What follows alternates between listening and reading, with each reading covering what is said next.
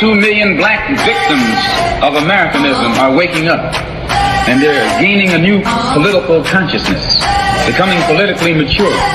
And as they develop this political maturity, they're able to see the recent trends in these political elections. Any minority that has a block of votes that stick together is in a strategic position. Either way you go, that's who gets it. You're in a position to determine who go to the White House and who stay in the doghouse. You're the one who has that power. You and I have never seen democracy. All we've seen is hypocrisy.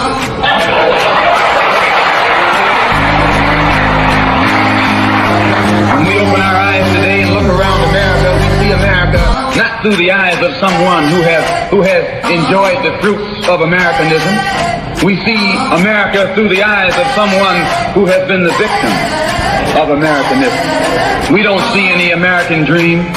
We've experienced only the American nightmare. We haven't benefited from America's democracy. We've only suffered from America's hypocrisy. And the generation that's coming up now can see it and are not afraid to say it. And are not afraid to say it. And are not afraid to say it. And are not afraid to say it. And are not afraid to say it. And are not afraid to say it. And are not afraid to say it. And are not afraid to say it. And are not afraid to say it. And are not afraid to say it.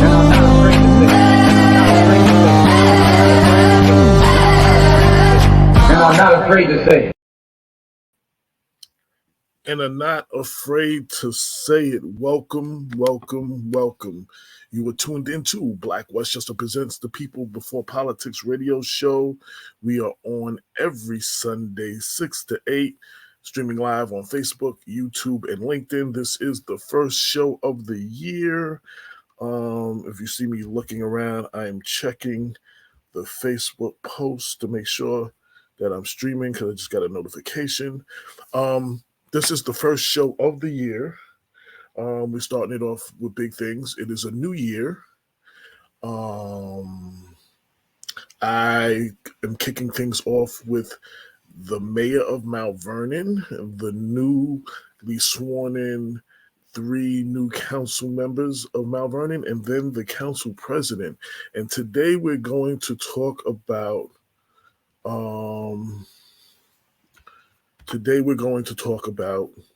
the future of Mount Vernon.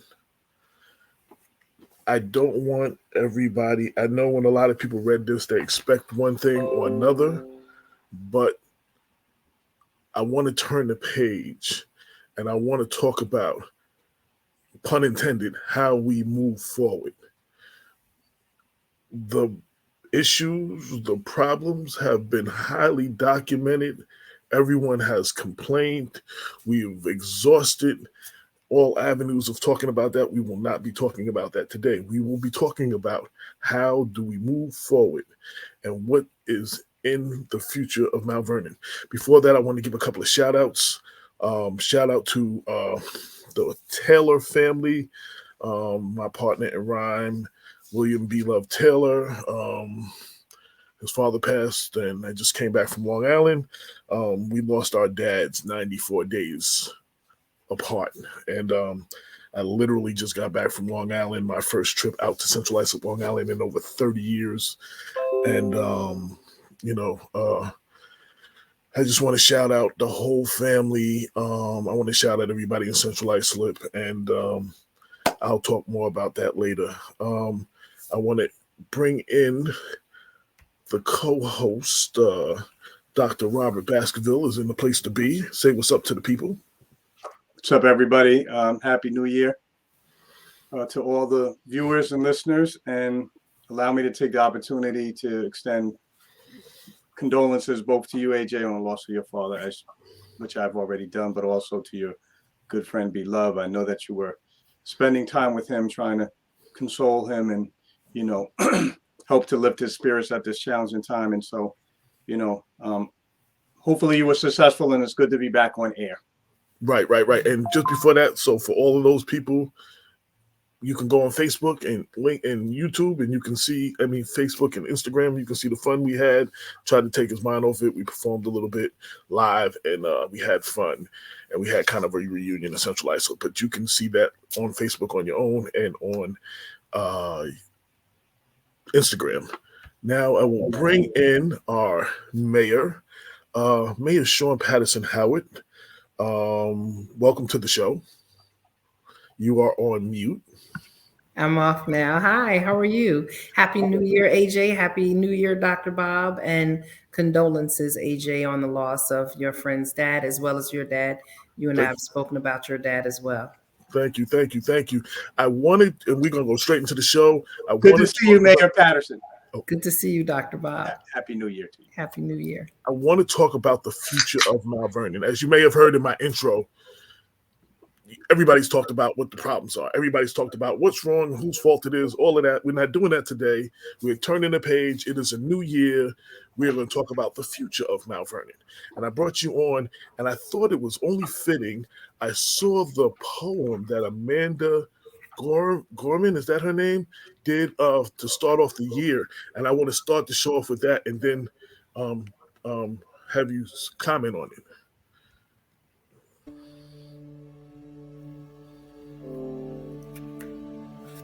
May this be the day we come together.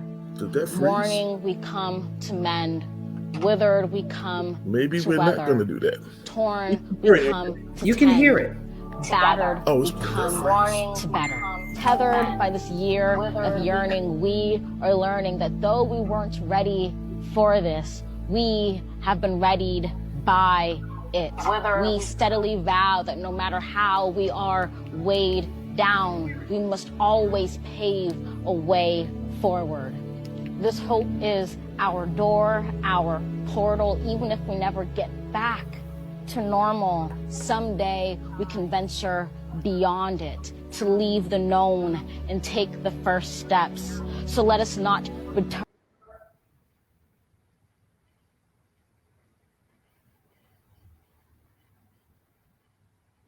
Mayor Patterson, we run into some technical challenges. Apparently, AJ has decided that it is our job to hold down the building. I'm sure that AJ is going to come back in a moment, and in a way, I don't want to preempt the discussion of Ms. Gorman's poem because I felt it, found it to be very moving. I don't know if you saw it. I don't know if you want to respond or. So, I come across it, but, she said, may this be the day we come together, talking about yearning and learning, and that we may not have been ready for it, but we've been readied by it. So those are some of the first things that I heard in the poem, which I think is powerful. And so, as AJ said, we've talked about the problems forever and how are we going to move forward. So like the poem starts out, may this be the day that we come together. May this be the time, the moment that we as a city really, really come together. May this be the day we come together.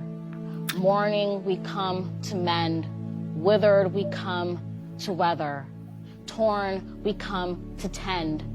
Battered we come to better. Tethered by this year of yearning, we are learning that though we weren't ready for this, we have been readied by it. We steadily vow that no matter how we are weighed down, we must always pave a way forward. This hope is our door, our portal, even if we never get back to normal. Someday we can venture beyond it, to leave the known and take the first steps. So let us not return to what was normal, but reach toward what is next. What was cursed, we will cure. What was plagued, we will prove pure. Where we tend to argue, we will try to agree. Those fortunes we forswore, now the future we foresee. Where we weren't aware, we're now awake. Those moments we missed are now these moments we make, the moments we meet. And our hearts, once all together, beaten now all together beat. Come, look up with kindness yet, for even solace can be sourced from sorrow. We remember not just for the sake of yesterday, but to take on tomorrow. We heed this old spirit in a new day's lyric in our hearts. We hear it for old lang syne, my dear, for old lang syne. Be bold, sang time this year. Be bold, sang time, for when you honor yesterday, tomorrow ye will find. Know what we fought need not be forgot, nor for none. It defines us, binds us as one. Come over, join this day just begun. For wherever we come together, we will forever overcome.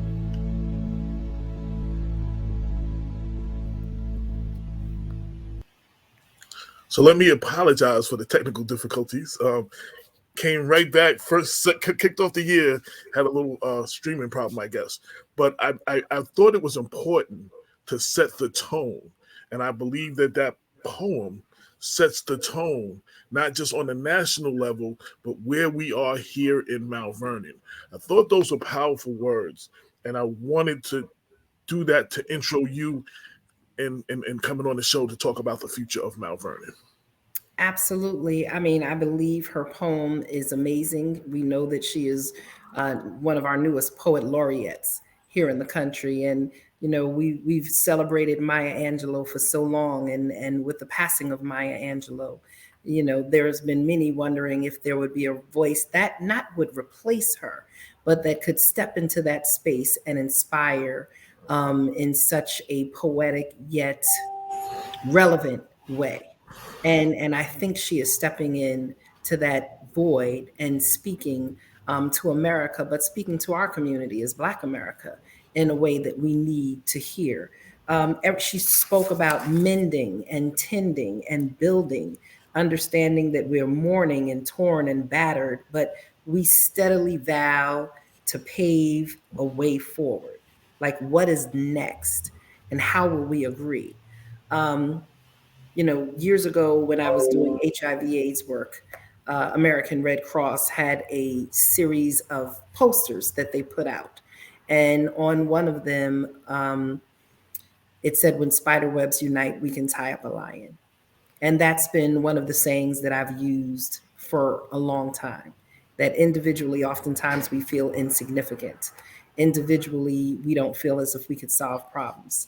But if we understood and we came together and used our collective frustrations, our expertise, our knowledge, our passion for our community, and we really came together, then we could tie up poverty, we could tie up violence, we could tie up frustration, we could tie up unemployment and low educational attainment.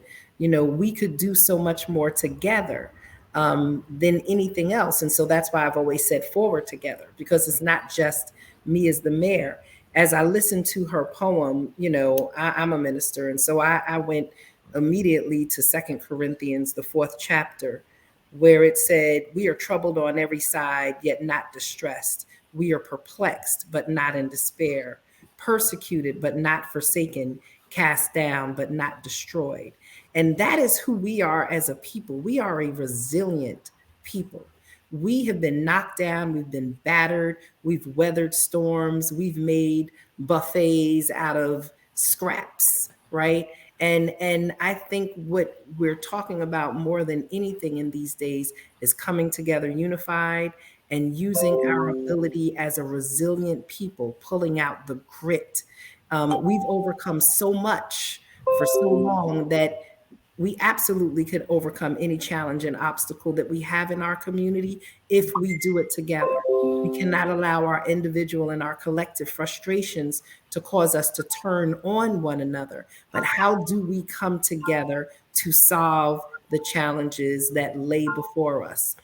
And oftentimes I think that we are unique and that we're the only community going through it. This challenges are happening all over the country. And again, it's all about who's going to come together and find ways to solve the challenges and not allow the challenges to cause us to turn on one another and destroy ourselves as a community. So I'm here to work collectively and find solutions and find a path forward. Because if we don't do that, trust me, there are people who are waiting to come in and do it for us, and it will never be to our benefit. So there's a lot of naysayers. I'm not sure if I'm echoing. I'm not sure if I'm delayed. There's a lot of naysayers. There's a lot of people. There are people who've given up hope. There are people who have heard promises from the last few administrations and had hope. And they're just feel like it's just words now. You know what I'm saying? Absolutely. I know you have a state of the city show coming up, so I don't want you to give out everything because I think you will spell out your whole plan there. But what can you say? What do you intend to do to move Mount Vernon forward? Well, it's not, you say, what do I do? Well, what do you, yes, Right. as the leader of the city. As the leader of the city. You know what? Let me ask you a different question. Sure. Everyone expects one person to save this city. And I've always said politics was a participatory sport. Absolutely. And the residents have a role to play. What do you need for the residents to do to help you do what needs to be done to help move Mount Vernon forward? Well, we always need the residents to become involved. And involved doesn't just mean becoming involved, coming to meetings and screaming and complaining about what your frustrations are. It's also involved. Mount Vernon is an ecosystem. We're connected by street, block by block, neighborhood by neighborhood. So some of the questions is, what are we doing in our individual neighborhoods to make a difference? Are we picking up in front of our homes? Are we picking up garbage in front of our buildings? Are we shopping in Mount Vernon? Are we putting our garbage out in the morning and not putting it out the day before and just kind of letting it sit there and be available to rodents? Are we volunteering in the neighborhood? Are we mentoring children? Are we helping our neighbors? So there's things that we can do within our neighborhoods. And then if you're going to be involved and you want to turn your attentions towards government, it's coming to meetings, understanding what is the responsibility of the executive branch of government? What is the responsibility of the legislative branch of government? And who are your people in your administrative branch or your executive branch? Who are your city council people? Who are the people on the board of legislators? Who's the controller? There are a lot of people who just don't even know. They're so tapped out, they don't know who does what. And so it's really a big lesson on Civics 101, where people have to get involved. Oftentimes people don't look to become involved in government until they're really frustrated, until they're upset and they're angry. But how can you become involved in government? A, to learn government 101, and B, how to even engage government to have changes be made. Like we said, it's participatory, showing up for your city council meetings, showing up for board of estimate meetings, or at least tuning in, listening out for facts as opposed to kind of just like salacious gossip. I think it's not just Mount Vernon, it's all across the country right now, where we listen to word on the street more than we listen to the word itself. And people get upset and angry and agitated, and they just come at the situation with so much frustration. And it's not always government frustration. Sometimes it's just life's frustration, but it's just easier to take it out wherever you can take it out. So it's not just voting, it's becoming active, it's becoming involved. It's looking at where you can volunteer. Are there advisory boards or committees that I can become involved with? Oftentimes we hear people saying there's nothing going on in the city. We have a youth bureau that has over 70 programs. We have a recreation department that's doing the same. We have an office of senior programs. We have a veterans administration. But I don't know the last time some people have been into City Hall. I don't know the last time some people have gone on to the website. A lot of people use the internet for a lot, but they don't use the internet to look up and see what services are available. For years, our city website was outdated. We have launched a whole new website. back in October. It's up to date. We have social media pages. There's ways for people to get information. I know people are used to snail mail, but the amount of money that it takes and the fact that we didn't even have a postage budget for the last 2 years or the ability to really send out anything has caused us to have to rely more on multimedia. When it comes to seniors, for updates to a lot of our seniors, we put things in their bags and went to different buildings and gave information out. But it's not just us giving out information, it's also people seeking information. Now, I wanted to ask you one quick question. A lot of people, so everybody's heard and talked about the DOJ investigation into the Mount Absolutely. Vernon Police Department. Mhm. A lot of people don't know what that means. Where's that going? People are hearing, we'll probably could end up with a consent decree, a federal monitor that the city would have to pay for. Is there any insight that you can educate the people, inform the people That's where AJ, we that's are? a whole show. That's literally a whole show by itself. So Right, where we say briefly where we at with that. absolutely. So the city of Mount Vernon, please understand that this investigation really started within the city. I can tell you that our administration in 2020 came in and got body footage camera, saw that there were complaints that had been made to the police department, piles that were just sitting up on tables and had not been addressed, had not been investigated. Our police commissioner, Glenn Scott, decommissioned the narcotics unit and he transferred it over to a violent crimes unit. We did more training with our police on de-escalation, duty to intervene, dealing with mental health. We looked at policies and procedures that were outdated and we changed them. We knew there had been issues. And so really, if you look at the details, back in April, really when Mimi Roca came in, we sent to her a lot of the concerns that had not been addressed by the outgoing DA. Tony Scarpino. We'd sent a lot of information up to his office. We hadn't gotten much back. It hadn't been addressed. We know that the Bovell tapes had come out talking about police abuse. We had asked the DA for information. They hadn't given us that information. We got the tapes from Bovell's attorney. It was our police commissioner that had those tapes transcribed, highlighted. We sent information up to the DA's office. The former DA, they didn't move on it. When the new DA came in, we sent our concerns and our information up to her. We had done internal investigations and it exhausted a lot of our ability to work on that. And we said, we've run into brick walls right now. We've run into dead ends. Can you please now use the additional resources that you have at a county level and investigate these things? So, we've never tried to hide information or turn information. I'm talking about this administration. We dealt with it head on. We suspended officers. There was an officer that was terminated. And then we went out and we hired our own external attorney, civil rights attorney, William Wagstaff, to work with us to further investigate some of these claims and then to deal with departmental charges that have been brought up against, police officers and concern around use of force and things of that nature. So from the very onset, it has been this administration that has been very progressive, that has brought information to the DA's office. The DA in turn, I guess, went out and tried to get their information and have turned the information over to the DOJ.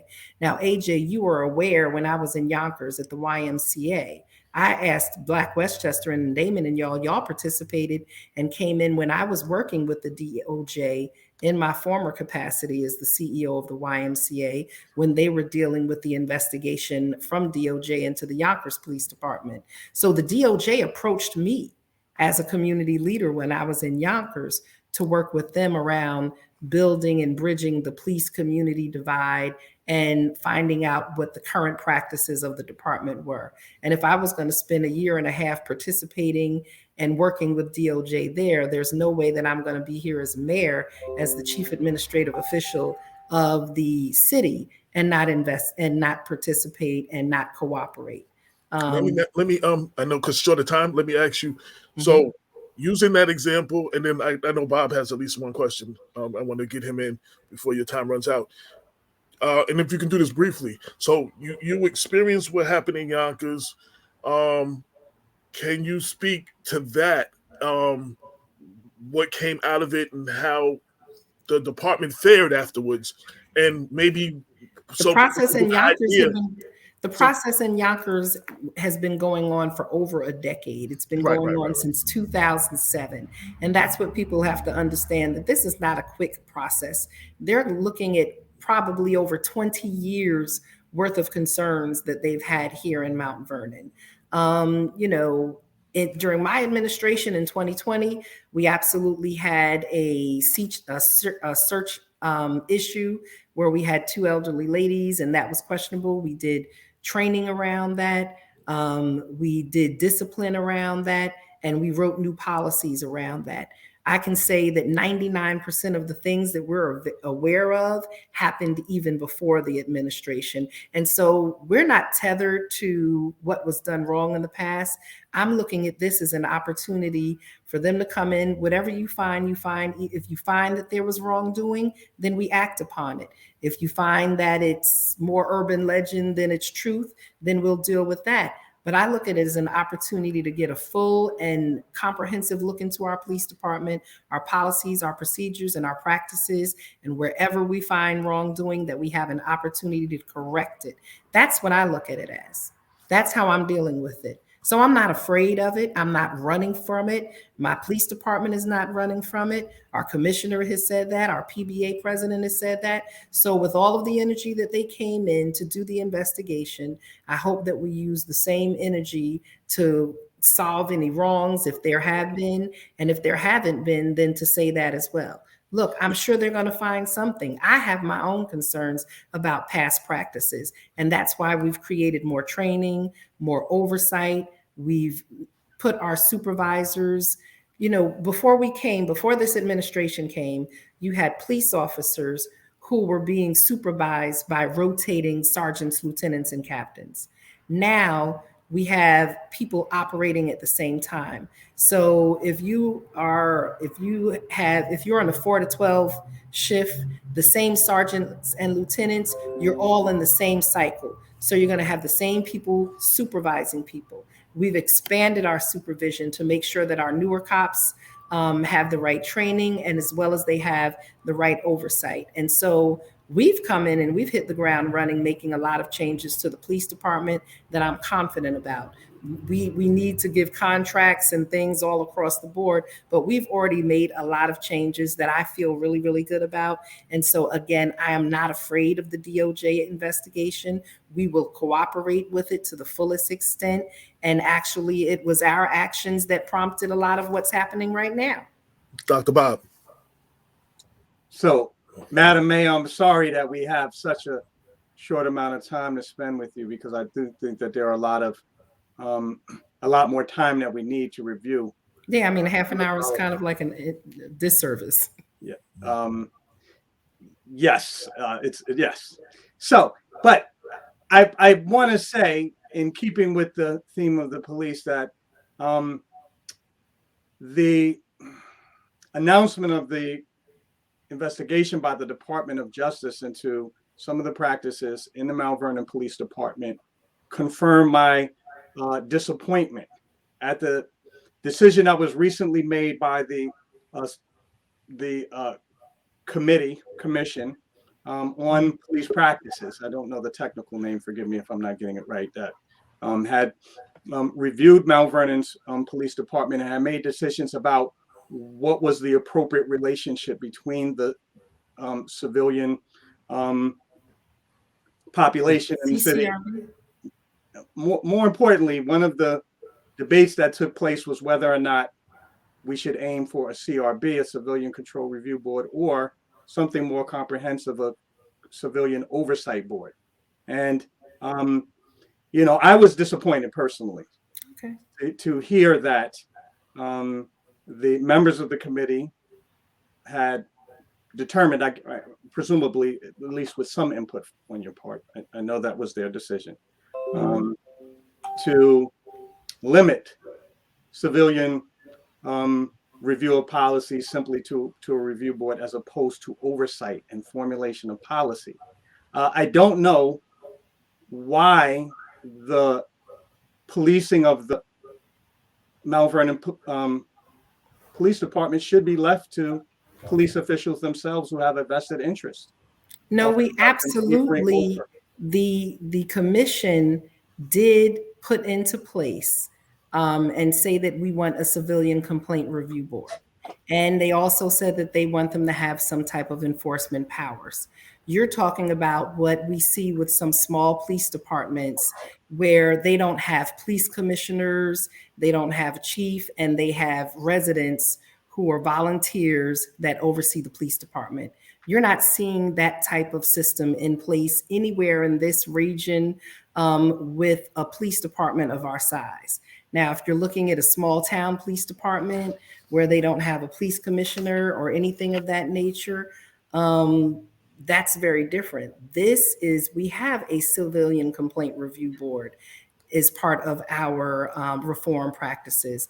And like I said, I would really love the opportunity to come on because the time allotted to me is a half an hour and we've already gone over that. So we're talking about issues that are real deep that the community deserve time for me to discuss with you. And the issues and the responses I'm able to give tonight are really superficial at best. So let me. So it's really a disservice to the conversation. Right. If we want to talk about the police department, then let's have a whole show that is dedicated to that, and not a half an hour where I was asked to come on and talk about a broad vision for Mount Vernon. So that's what granular. Let's schedule that. That's what I'm trying to get to. So right. we're gonna do a special show. It might not be on a Sunday during the week or something. I'll get back to you and I'll schedule that and we'll make that happen. Closing out your time, moving for the future of the city, anything that you want to say about moving forward? And we'll do something specifically on the police because that I did ask that question and I know that's a huge issue. I'd answered that question, but I knew it couldn't be answered. We're going to do a whole show on that, so that we'll make that happen. But offline, we'll get together and make that happen. Right. So before I go into the council, anything moving forward? You got new members? Absolutely moving forward. We will be presenting our draft budget tomorrow at our Board of Estimate meeting at 4 p.m. We will be presenting that. Our controller has only had 5 days to get down into the controller's department. We've had no visual sight into our city's finances in 4 years. And so it's very hard to make a budget without that type of insight. We look forward to the state controller's report that will come out hopefully within the next week or two. They've already given a draft report. We as a city have responded, so we want that to come out. We are looking forward to, we just brought on a new commissioner of Veterans Affairs. We are bringing on a new commissioner of Planning and Community Development. Very, very excited to bring Mr. Rouse in. He has over 25 years worth of experience in this region in planning, and that will help us to kick off and move forward with our comprehensive plan, neighborhood plan, zoning, rezoning of the city of Mount Vernon, and all of those issues. We will be bringing on a deputy police commissioner in the next coming months because we do have a vacancy there. I'm going to be bringing on a new chief of staff. I'm excited about our comptroller, Morton. I'm excited about our 3 new city council people because I want people who I can sit around the table with and discuss the challenges of Mount Vernon. As I've always stated, we're not going to agree on everything, but we are going to come up with the best possible solutions. The council does not work for me. It's like if you want to look at national politics, I'm like the president and they're like the Senate and the Congress. We're executive and administrative branch, but we do have to make sure we find ways to work together so that we could move the community forward. Again, no pun intended.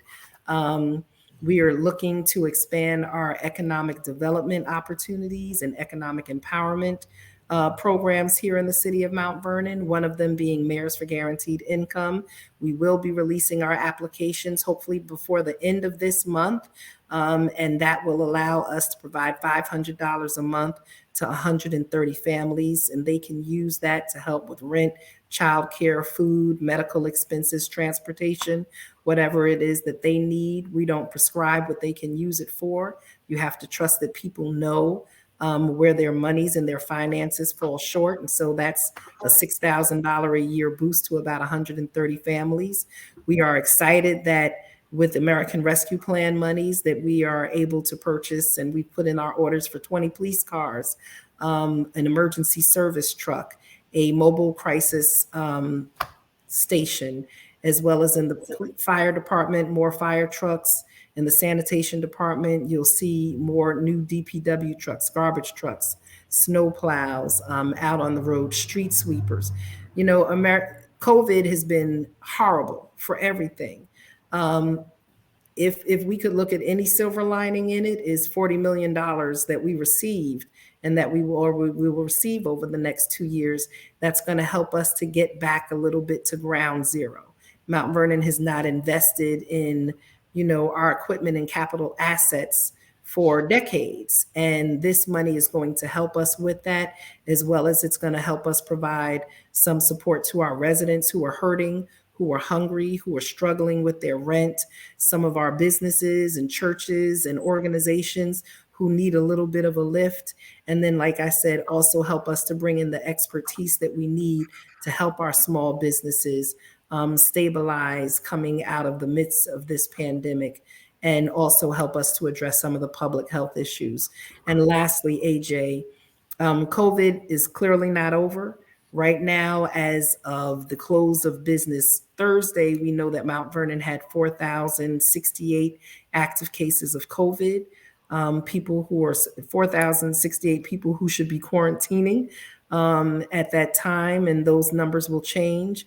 We do have a new testing site at Grace Baptist Church, which is open Monday through Saturday from 9 a.m. to 6 p.m. And you can go there and get a test.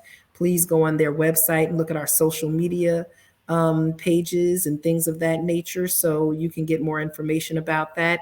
There is a vaccination site across the street from Grace that is being run by Montefiore, and that is open 7 days a week. 7 days a week.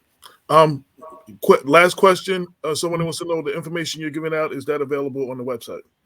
All of the information is available on www.cmvny.com. We're asking everyone who's listening also, when you go on to cmvny.com, you have the ability to sign up for our newsletters or email blasts.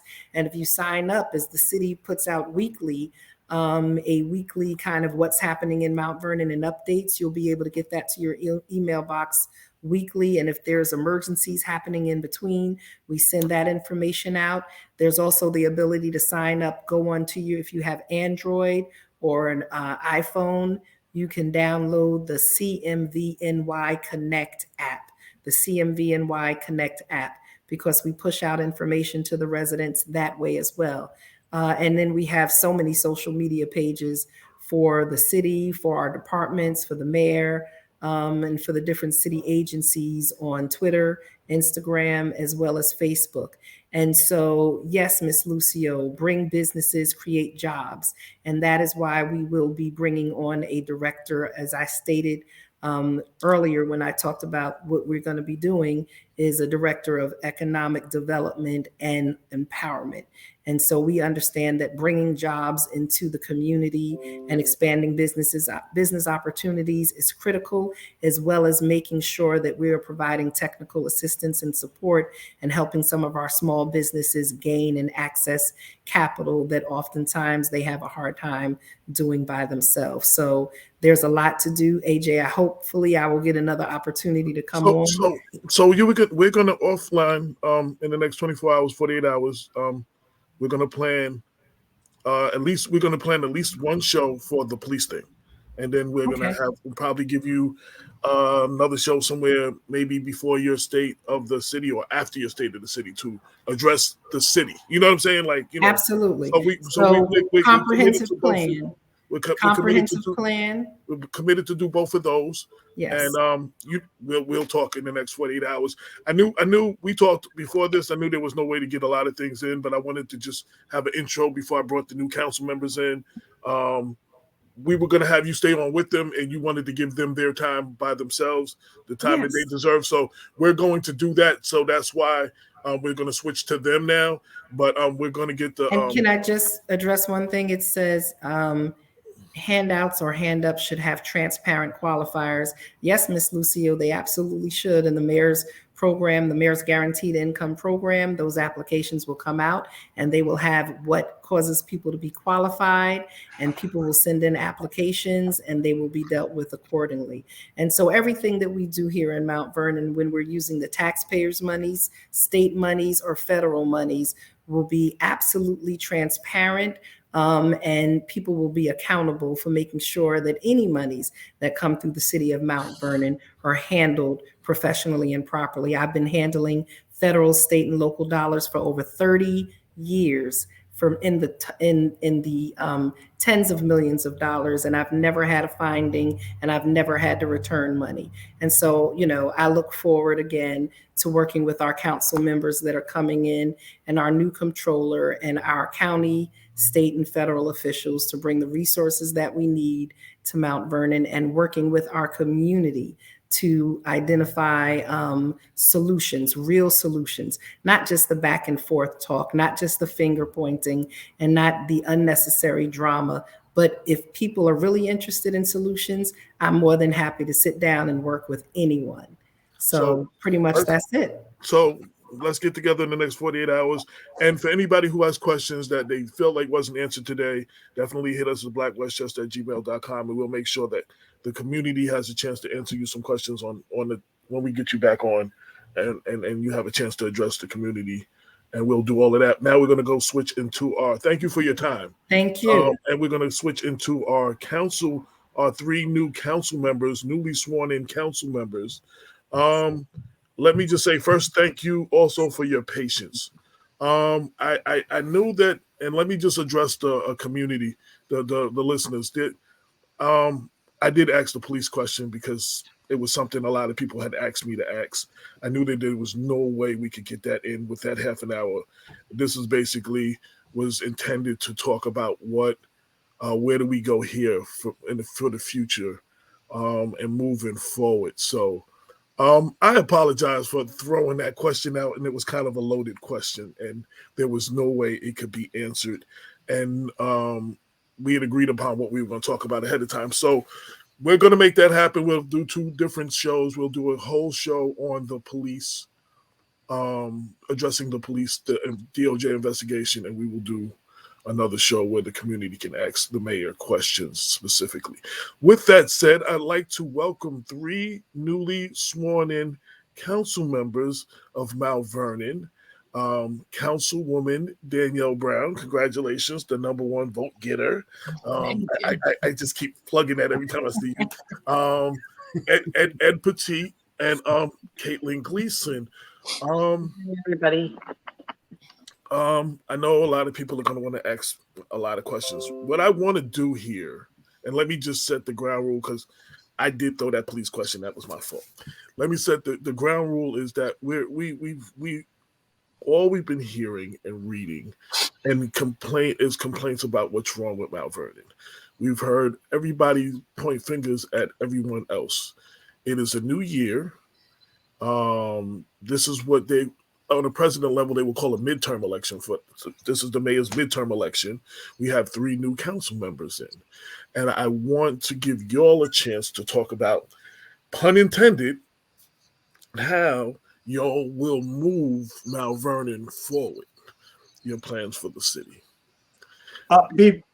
Before anyone responds, though, allow me to take an opportunity to also extend a Happy New Year to all of you. Oh, yes, thank you. Congratulations as well. And I want to single out for a special congratulations, someone who I've come to know as a good friend, Caitlin Gleason. Danielle and Councilwoman Brown and Councilman Petit, of course, I think y'all will understand I take certain liberties since you happen to know the Councilwoman. Thank you, Bob. Yes. Happy New Year. Happy New Year. Happy New Year. So I started off talking to the mayor, and before she said a word, I played a video that was the poem by Amanda Gorman. I'm sorry, I said her name wrong twice. Gorman, and I think it is very profound and appropriate for not only the nation, but the city of Mount Vernon. I want to play that first, and then I want to allow y'all to comment on the video. Here it goes.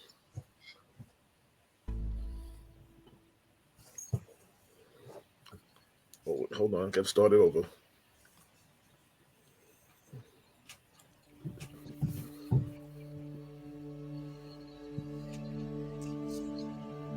May this be the day we come together.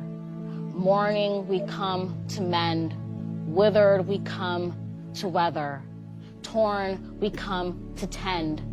Battered, we come to better. Tethered by this year of yearning, we are learning that though we weren't ready for this, we have been readied by it. We steadily vow that no matter how we are weighed down, we must always pave a way forward. This hope is our door, our portal. Even if we never get back to normal, someday we can venture beyond it, to leave the known and take the first steps. So let us not return to what was normal, but reach toward what is next. What was cursed, we will cure. What was plagued, we will prove pure. Where we tend to argue, we will try to agree. Those fortunes we forswore, now the future we foresee. Where we weren't aware, we're now awake. Those moments we missed are now these moments we make, the moments we meet. And our hearts, once all together beaten, now all together beat. Come, look up with kindness yet, for even solace can be sourced from sorrow. We remember not just for the sake of yesterday, but to take on tomorrow. We heed this old spirit in a new day's lyric in our hearts. We hear it for Old Lang Syne, my dear, for Old Lang Syne. Be bold, saying time this year. Be bold, saying time, for when you honor yesterday, tomorrow ye will find. Know what we fought need not be forgot, nor for none. It defines us, binds us as one. Come over, join this day just begun. For wherever we come together, we will forever overcome.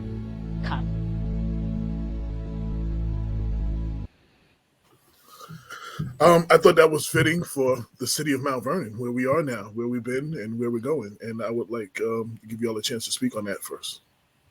What you saw with the video, poem. Danielle, well, since anybody moved first, I'm just going to pick you first. There you go.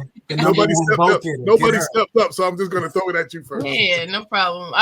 So I think you're right? I think she spoke to the sentiment that a lot of Mount Vernonites feel, or Mount Vernon residents feel, right? That we've been fighting all along, and now's the time. We promised change, and now's the time to actually bring change, and not to make what we had in the past the normal. So I think that's what Caitlin, Ed, and I plan on doing, along with our colleagues in the council. Council President Thompson and Councilman Copeland, is we plan on moving forward and fulfilling all the promises that we made during the campaign trail. I would add first that was a wonderful poem. So thank you, AJ, for picking that. And Happy New Year to you, and Happy New Year to Dr. Buck. Happy New Year. I think the biggest change that you're going to see in Mount Vernon city government is a level of cooperation and collaboration that you haven't seen at least in a decade. Someone mentioned to me, this is the first time there's been 3 new council members sworn in, at least in the past 10 years. And we all understand that teamwork is crucial here. We all know what the problems are in the city. Danielle mentioned the residents want change.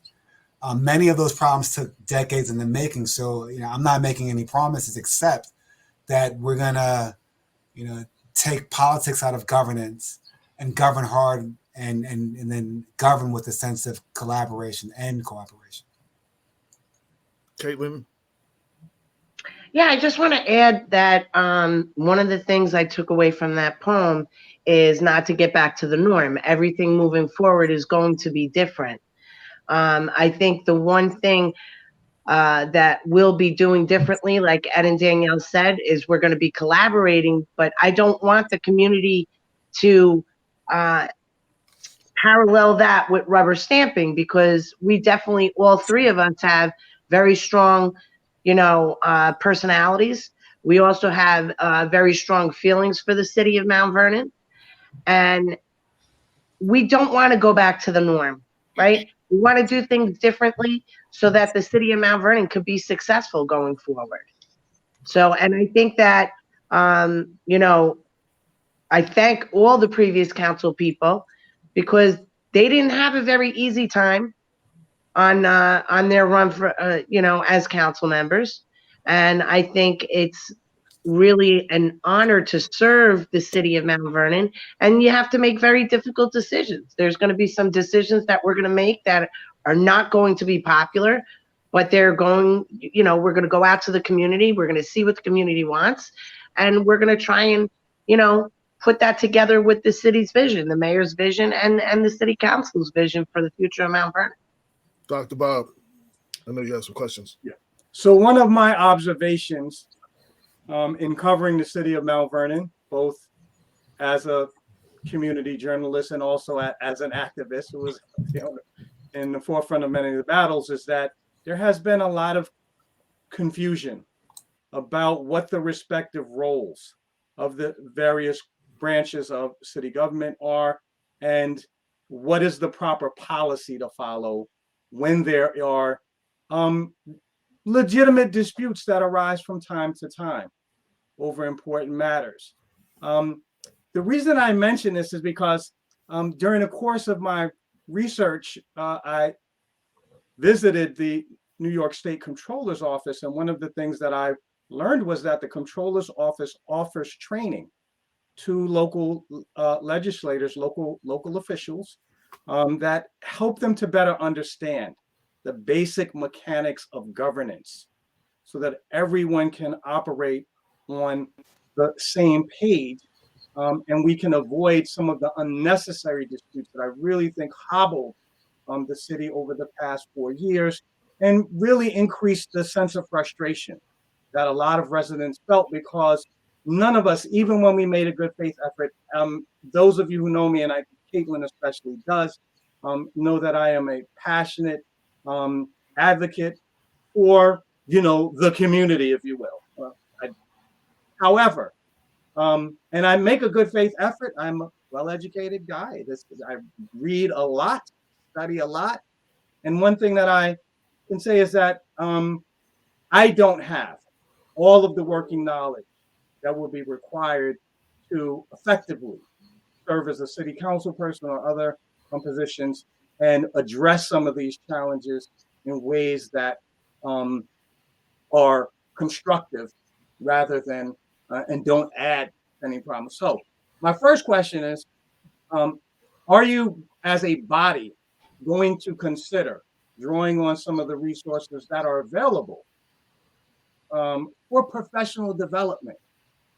I don't know how anyone enters into government without prior experience does not get the benefit of professional development workshops that will help them bring them up to speed. Have you guys considered doing something like that in order to obviate any kind of unnecessary disagreements with as you struggle with serious weighty issues that will, and you won't always necessarily see eye to eye? So the answer to the question, Dr. Bob, is yes.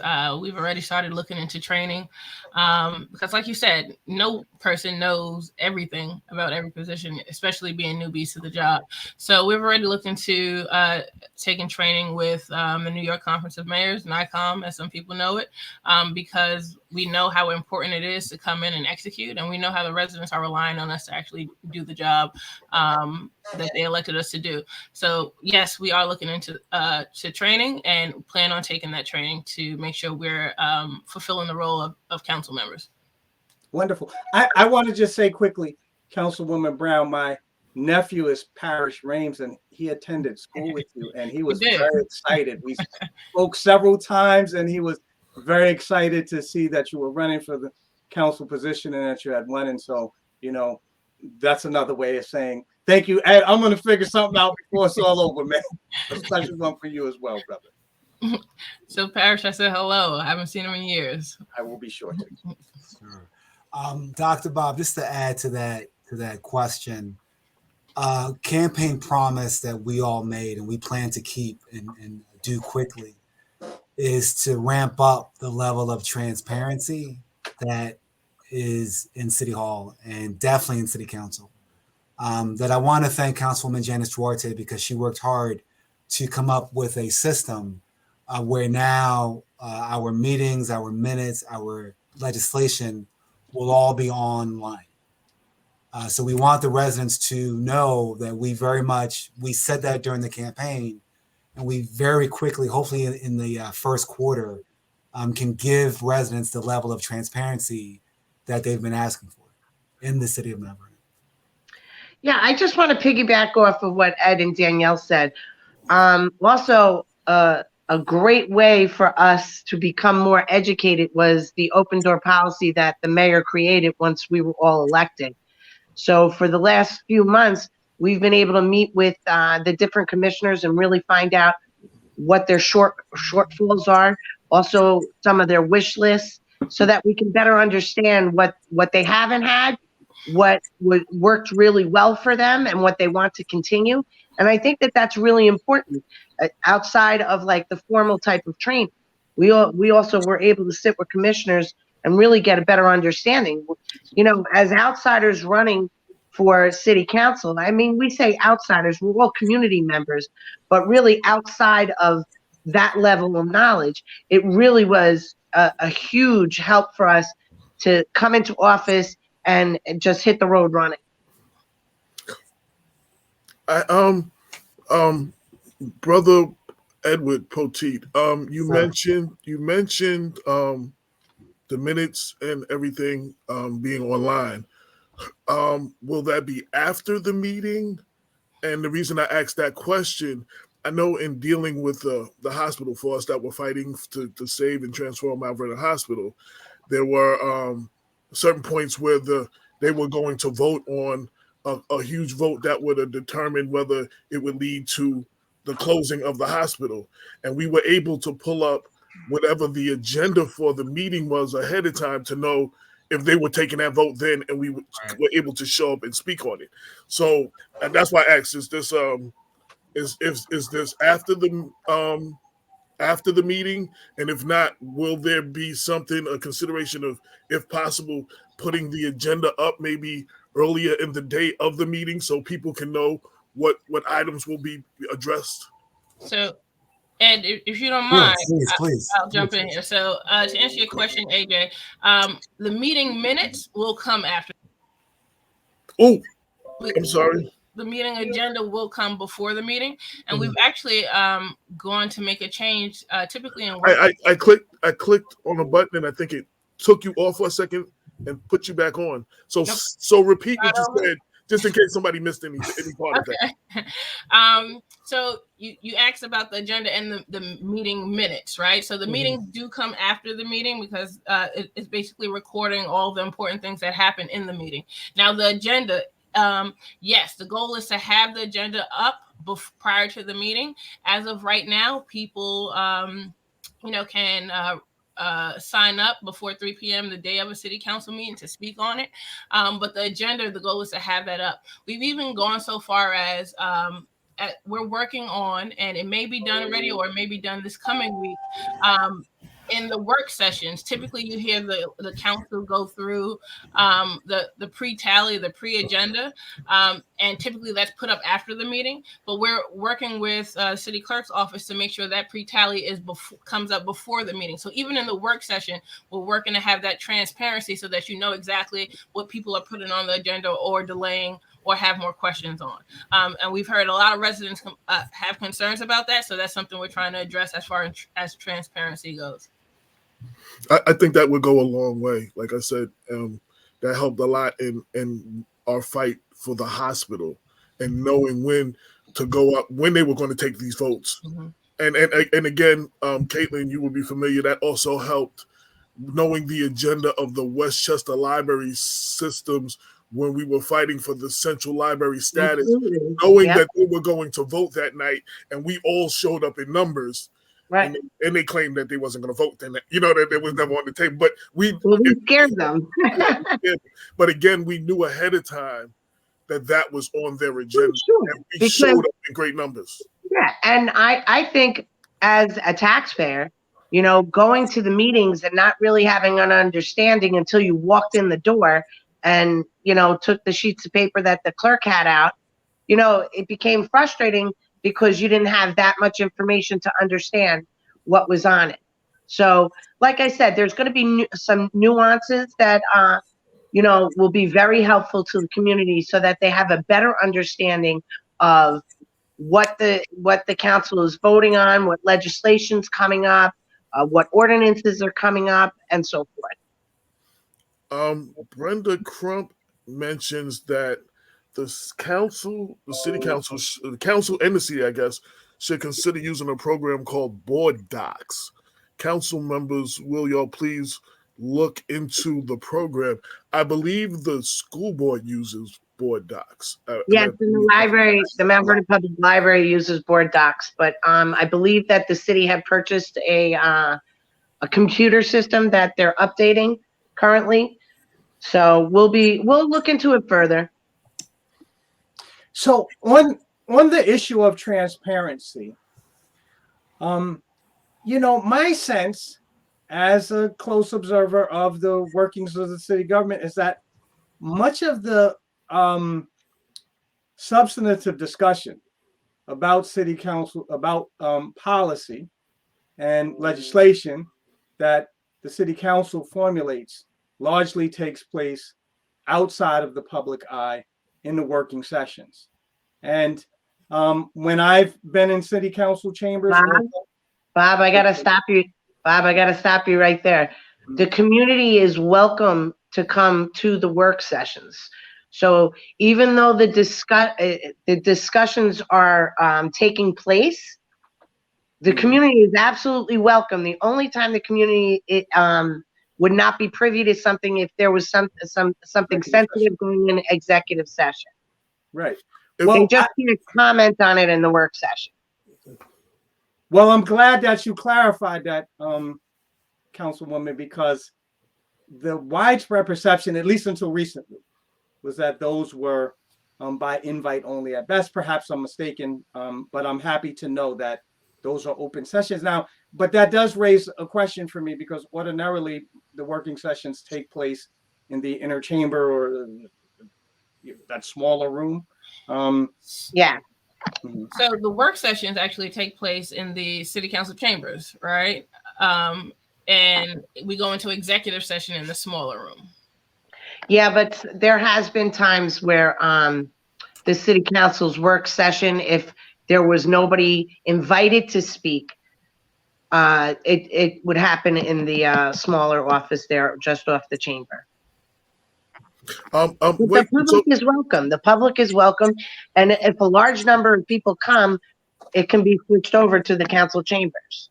I just want to add, and so Bob, I have, and Denise Cardoza Branch just said, I used to attend all the work session meetings. I used to attend several of the work sessions. They are absolutely open. They were in a small room though, and you just can't speak. Like in the council, you can sign up. The council meeting, you can sign up to speak. Like you just can't speak. You can sit and listen, but you can't speak and ask questions. But you can attend it though. Right, but that's what the council meeting is for. So right. Session is the deliberation, okay? And then the city council meeting, which is 48 hours later, the public is more than welcome to come and put their name on a list by, I believe it's 3 p.m. that day, and then they can come and speak on that subject. I think, Bob, a lot of the community is of the understanding that they can't come to a work session, and then there's right. I was always my. No, you're welcome to. Of course, there's invited guests at the work session to speak to the council. If it might be a commissioner, it might be an outside consultant, or a project that might be coming that they want to potentially present to the public. So just so the public knows, you're absolutely welcome to come to a work session, and I encourage it. And again, yes, it happens in the smaller office, but if there's a large number of people, it could always be moved over to the city council chamber. The mayor said the work session meetings are now held in the large council chamber on Monday nights and have been aired live on Facebook for the past 2 years. Well, I Right. appreciate Because of COVID. And that's a critical point, which is we definitely want you at the work sessions, and you don't have to leave your house, right? Because now you can view all the work sessions online. So there's no reason why if a resident wants to come to a work session and wants to listen in, that they shouldn't, and they can listen from the comfort of their own home. Since this is the body that creates, I guess, legislation, right, or rules or whatever, one of the things that has come up earlier in the show, throughout the show, and in very other shows, is the lack of civics, the training of civics in the city of Mount Vernon. Is there something that the council would be open to do? I don't know if it's a passing of legislation or making some kind of appointment or something or whatever to create civic training for the community, because I believe a more informed community leads a more informed electorate, and helps the community be more involved and know what to be involved in, and understanding the positions that each elected official have. Because I've gone to council meetings where council members were yelled at for things that were not under the council's purview, and they couldn't do anything about it if they wanted to. So, you know what I'm saying? And that comes from partially a lack of understanding of what the positions each elected official, what is the role of this elected official? What is the role of this elected official? What does the mayor do? What does the controller do? What does the council do? I believe that basic training should be in schools, but is there something that, I don't know, the council can come up with and work with whoever, and create some kind of training for the community that wants to learn more? or informational pamphlet. Yep, there you go. Something. AJ, what I'll say is, can you work with us on that? That I'll be honest, this is the first that we're hearing of it, but it's one thing to come up with it, which I think makes a lot of sense, but then you have to get the information out, right? And so let's keep talking about it, right? We can try to come up with a program, and then it's working with people like you and Dr. Bob to get that information out. So whether it's a PowerPoint or brochure or video, we can think through how that looks. So absolutely. Denise said again the charter, and I want to say, and there's a reason I'm saying this. Over the last, Black Westchester has been in existence for almost 8 years, and over 8 years, I have heard everybody tell me what the charter says. That and I've heard so many people misquote and misappropriate what the charter allows someone to do and not do, and what people don't understand the charter, and the teaching of the charter should be part of the civics training. And anything that I can do, I will sit in on any meetings to help come up with anything with any members of the city government or whoever who wants to do that. I'll just add that it's a worthwhile undertaking, because I think the root of much of the broader public frustration that only exacerbated a lot of problems that we had over, let's say, the past 5-6 years, has been this misunderstanding about exactly what the charter requires of our elected and even appointed officials.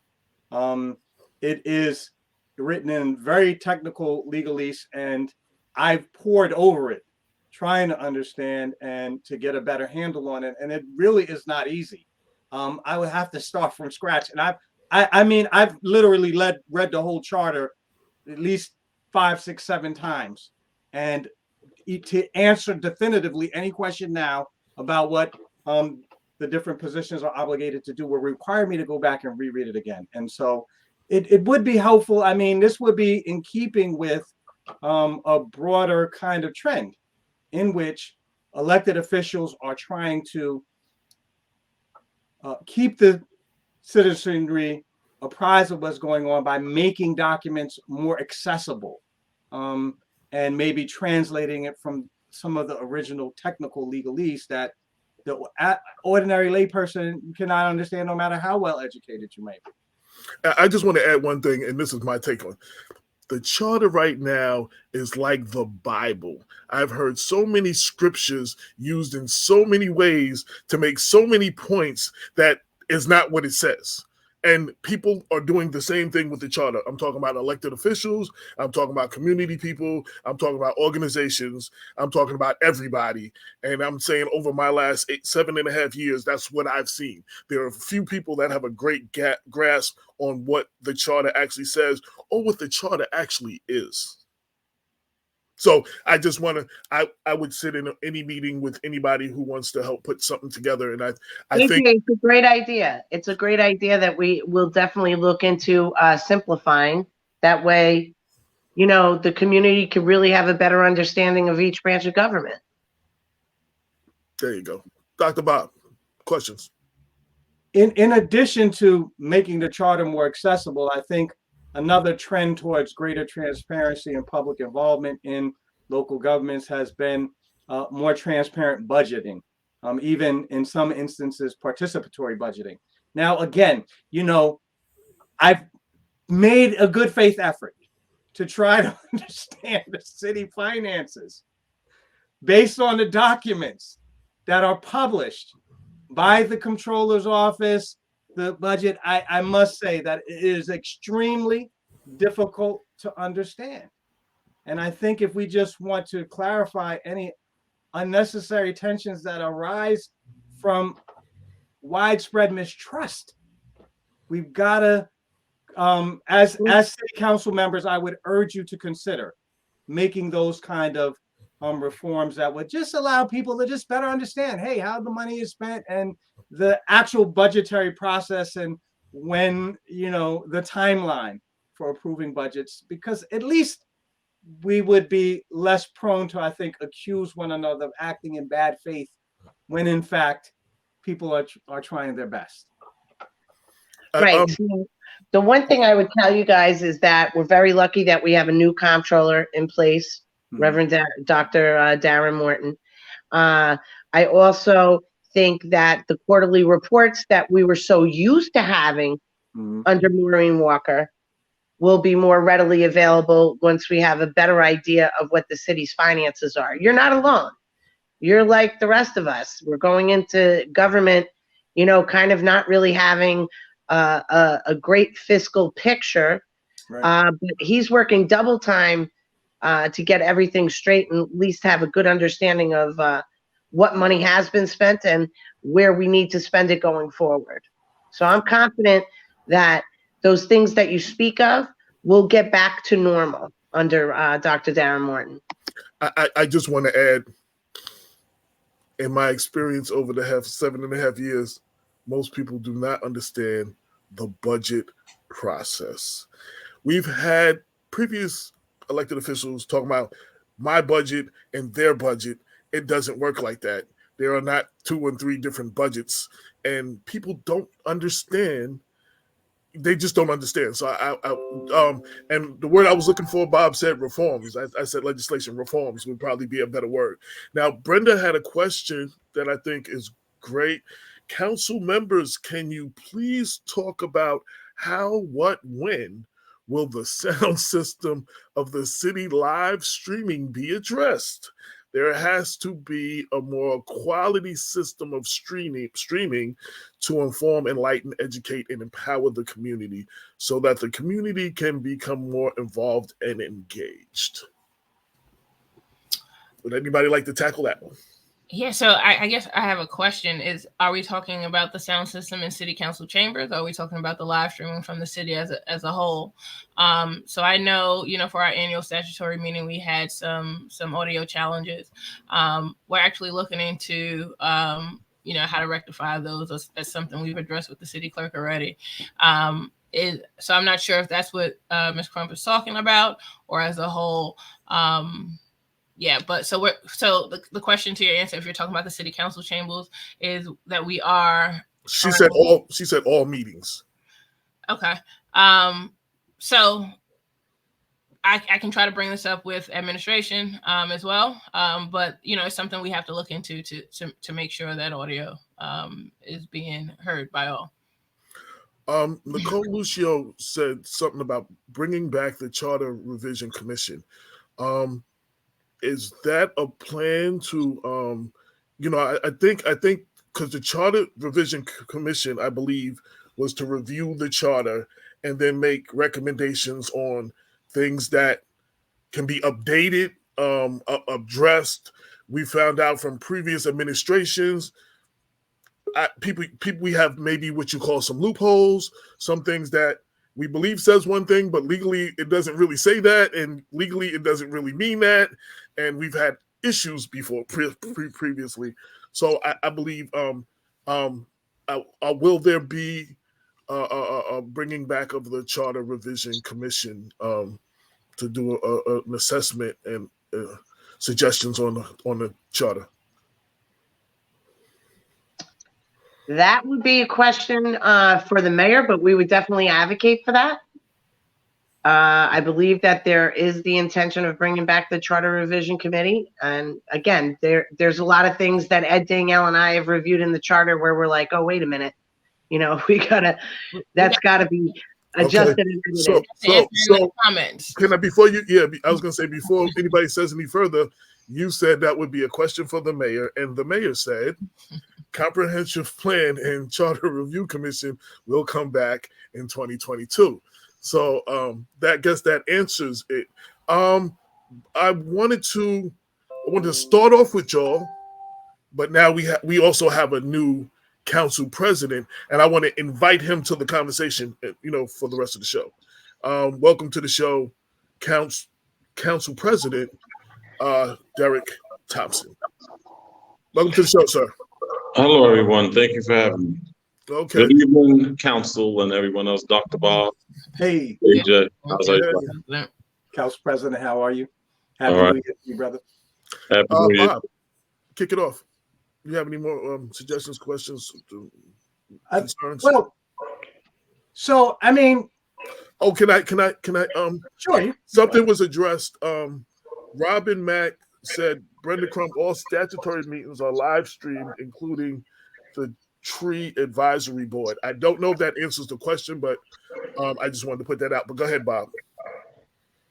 So, ordinarily, a legislator usually has a legislative agenda that identifies the key priorities for the year. And although we've had a rather informal discussion, now that we have you here as council president, I know that you are not solely responsible for putting together the legislative agenda for the council for the year, but I'm curious to know if you can give us any insight as to what are the main goals that the council has this year as we seek to address, the challenges that the city faces. Wait, can I ask a question? I want you to hold on to that. I want to ask, because I don't know, and I want to make sure things are done in proper order. Are 4 of y'all allowed to be on my show at a time? Is that some kind of quorum or something? Is that it was a quorum when you had the 3 there, but it follows the open meetings law because this is live, so that's fine. This is not a private meeting, so okay. So y'all can. I just wanted to ask that before anybody said another word. Like I didn't want to violate. Wait, AJ. What you said? It would have been too late. Oh, okay. Well, when you have more than 2 council persons, you have a quorum. So you started off with 3. You were already in the quorum before I got in here. Oh, okay. So it's not a private meeting, so you're safe. Okay, so that is the answer. Now, Bob, you may have to repeat your question because I don't know if they remember. But I'm sure the council president gets the gist of the question. So we collectively are the body of the council, which consists of 5 council persons. We are going to be sitting at the table to ensure that we do everything that's needed for the city, right? So it's going to take a lot of brainstorming on all of our parts.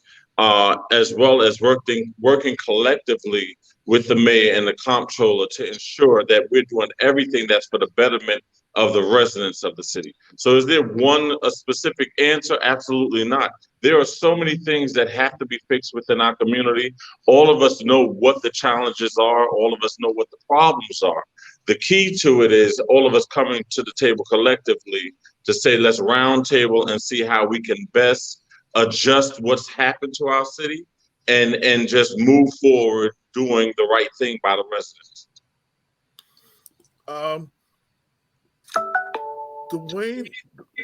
Dwayne Murray said something.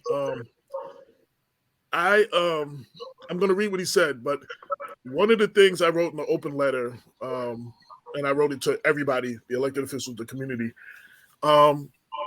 There's been an ongoing, what I have nicknamed, rightfully or wrongfully, the city war in City Hall.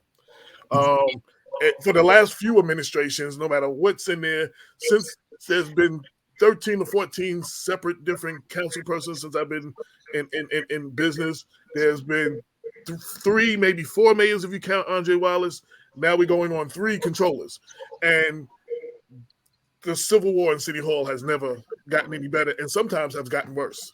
But Dwayne specifically says the best thing the city council can establish is the ability to work together even when they disagree. Walking in lockstep is not required to achieve good working environment. The commitment to a good working environment can be sustained even through a difference of opinion. Blessings to you all. You know, that ties, if I may, that ties inside with the video you played earlier with Amanda Gorman, right? Mm-hmm. She said, may this be the day we come together. She also said, we must always pave a way forward. Where we tend to argue, we will try to agree. We heed the old days spirit in a new day's lyric. It defines us, binds us as one. So no one person can do what the city needs to be done, right? It's collectively coming to the table. And if I say, we had a comptroller before who was in position for 23 years, who ran for mayor twice. We had another comptroller who served for 4 years, who did absolutely nothing for our city. Now we have a new comptroller. We had other mayors in position who ran just for namesake, if you will, but really didn't do anything for the community. I'm not putting any names out there. I'll just let you use your imagination, because we all had to live through the trauma of what elected officials did to our city. However, you have people in place now. You have the 5 council members, Caitlin Gleason, Danielle Brown, Ed Poteet, Derek Thompson, and Lisa Copeland, who are actively working together to ensure we do the best by the city. Also, you have us working along with the new comptroller and the mayor collectively doing what's right for our community. So it's no big I and little you. It's saying, what can we do as a whole? Yes, and the myth is, for far so long, everyone has thought that just because you are in a different seat, that you have to be at each other's throat. And you don't have to be at each other's throat. You have to say, our common ground are the citizens of this great city. So what are we doing to ensure that our citizens are safe, our citizens are proud of the city in which they live, and our citizens are getting the services that they need? So I'm going to go to this next question. So it would be, I can assess, and from what I'm hearing, we should look forward to, even if y'all agree to disagree, the end of this long-going civil war in City Hall, and Absolutely. And actually working your ideas and collective ideas and differences to move the city forward, because that would be a major improvement in getting something done. Absolutely. The thing is, we will disagree. We're human beings, so we will have some No, I disagreements. expect that. But it's how we handle those disagreements is a difference that you're going to see. A lot of people who had disagreements are. And I'm always candid and I shoot straight from the hip. I don't sugarcoat anything. So y'all have to excuse me sometimes because sometimes I speak and it sounds harsh, but I just believe in shooting straight from the hip and always being truthful because you can always remember truth than try to remember somebody's lies. So, but we had so many people in positions who wanted to run for the next seat, right?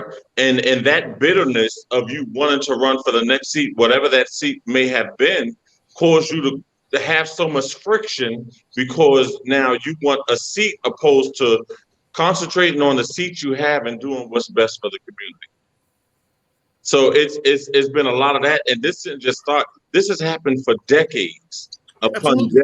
decades, and everyone has been at each other's throat just trying to get the next seat, opposed to saying, "Hey, this is the seat I ran for. This is the seat that the residents entrusted me with, and because they entrusted me with this, let me do the best I can in the seat that I had." I have a question from Cynthia Turnquest Jones. Oh, her question costs $5 per letter. That Cynthia, no, just that I personally would like to hear the answer to. Is there a way to have a moratorium passed for no more churches and dollar stores? Well, listen, okay, listen. I love the dollars. No, let me stop. But it's we can't impede on how people utilize their property. So if I'm a property owner, I would be upset if the city said what I can and can't do specifically with my property that's going to help me pay my taxes. So I get it. The city is plagued with a lot of churches and plagued with a lot of dollar stores, and we do need some businesses coming in to further bring the revenue that we need the city to have. But we also have to take the mindset of when these businesses come into our community, make sure we're out there supporting them. We have to support the businesses that are here. We say we don't have, but then when we do have, we don't support. So we got to be supportive of the businesses that come into our community. And if there's businesses that we don't like, don't support those businesses, and I guarantee you they'll move on so we can have the other businesses that we need. We don't need a moratorium for that. Just support the businesses you like to see. I do want to. Can I say? I'm going to go to Bob now. Is there, in some communities, there are zoning laws where you can't have a certain amount once you get. There's zoning laws. There are something that can that be looked into. That can absolutely be looked into, but we have zoning laws all over the city, and then when you see developers come in, they ask for what you call variances, right? And a variance is just asking to do something that's not normally done in that area or at a specific location. So there's a lot of things that we can look into to ensure that we're doing the best. Are we all going to know anything? Everything? No, but collectively, we can ensure that we're looking into it together to make sure that we're making right decisions. Also, I'm sorry, guys. I just want to interject for half a second and piggyback off of what Derek said. And also the previous question that was asked too, which is, I think what this council, Councilwoman Gleason, Councilwoman Brown, Council President Thompson, and Councilwoman Copeland bring, and myself, is we understand it's about taking the ego out of politics and taking the politics out of governance. So what does that mean? By doing that, if we can bring stable government to the city of Mount Vernon, businesses will then want to come. As a business owner that they're choosing between us, New Rochelle, Yonkers, and possibly White Plains and the Northern Bronx. And what they've said is, things are so unstable in Mount Vernon, why would I make that investment here? So we now have to show them that there is a stable government that's not going to be having these civil wars. And then businesses will say, sure, I will invest $200,000-$300,000 to open up my restaurant or my other store here versus going somewhere else. So how we govern will then help, not through a moratorium, but by just proper governance to then bring businesses to our city that aren't churches and or dollar stores. Bob, can I interrupt you real quick and add something or throw something out there and then come to you next, if you don't mind? Melissa Patterson wrote, I apologize for signing in late. Is there a city-wide plan? If not, will the council look into one of 5 to 10 year plan? I don't know. I want to ask a question, and I don't know if the council is the person, and if can answer, and if the mayor is still on. I believe, and if I'm wrong, please correct me. You're wrong.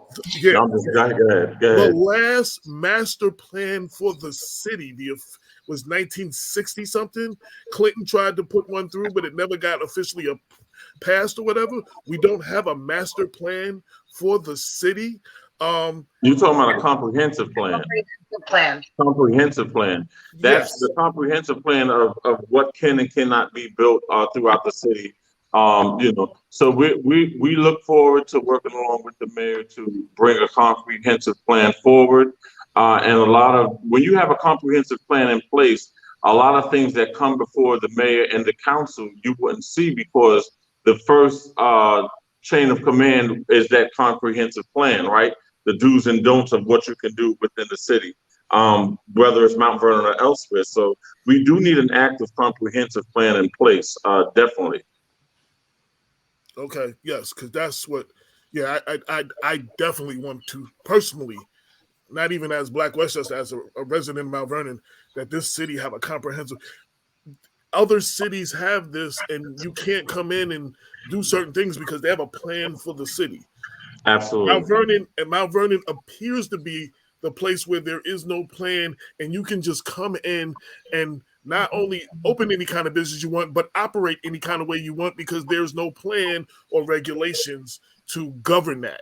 So I believe that we desperately, if you're talking about moving the city forward, and we need something along those lines, whatever you want to call it. That's all of that comes with a time frame. So it takes about a year and a half to get a comprehensive plan done accurately, right?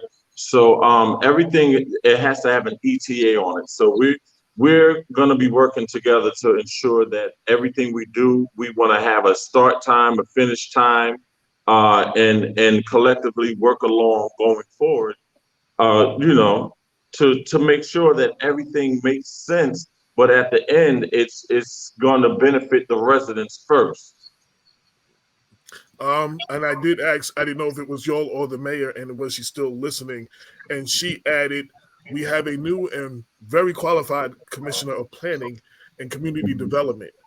We have budgeted for the comprehensive plan and have received a $75,000 grant from New York State for the comprehensive plan for the city. So. And that is actually great, because a comprehensive plan costs you upwards of $150,000 to $200,000 to get a comprehensive plan done. So that's a great thing that we received monies through a grant so far, but we still gotta pick up the brunt of what's left. So that's exciting news. Now, Dr. Bob, I've pushed you off like 3 times. It's your turn.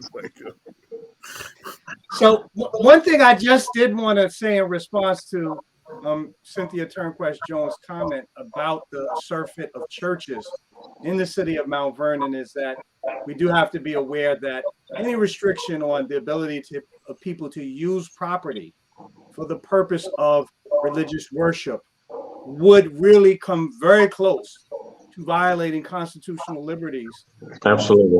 Freedom of worship. And I think it's very important for us to bear in mind some of these fundamental rights, given the amount of attention that we're seeing all across the nation over questions of fundamental constitutional rights. And in order for the city to move forward, I don't think that we need to go that far. We need to be very cautious in how we proceed with that. Absolutely. I also want to note that the proposed charter reforms included legislation that would require the city to prepare a comprehensive plan every 10 years. And, you know, I know that adopting charter reforms is itself a very complex and lengthy process. But I hope that that's the direction that we're leaning in towards, so that we can make it mandatory that the city continue to look forward to ways to address new challenges that we confront, and try out, you know, new policies for development. Now, there is, I want to raise, and here I'm going to be a sociologist for a minute. The reason that the comprehensive plan is so important, I think all of us recognize, is that Mount Vernon really is suffering from a kind of economic stagnation that is only exacerbating a lot of the social problems that we're having.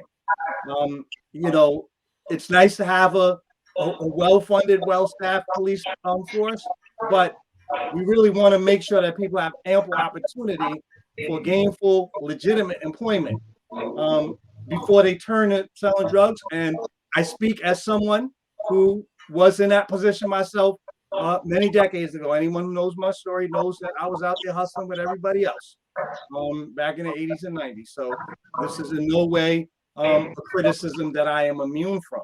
But the reason that this is so important to me is because, you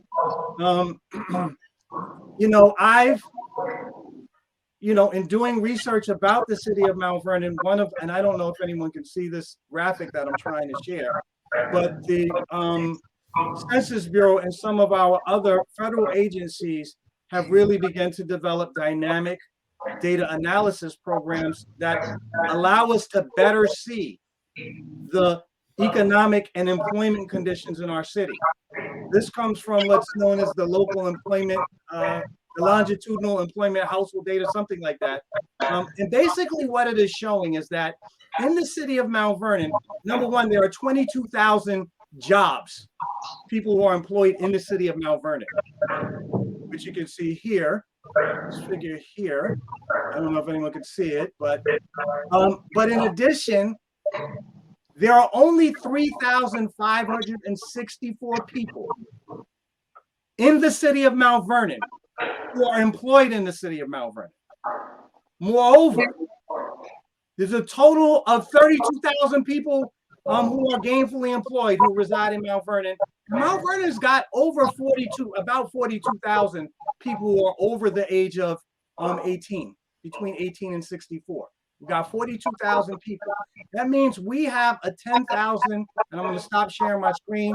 If anyone wants these numbers, a connection to it, I'd be glad to share them. But what that means is that we have a 10,000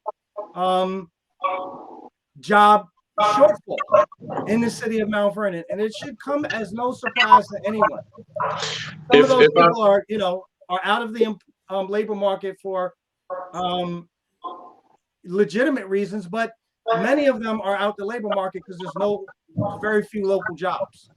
And if I can chime in, first I'd like to address the church thing again. I thank God for many of our churches who have been on the front lines through this entire pandemic, who have made their facilities available to our community.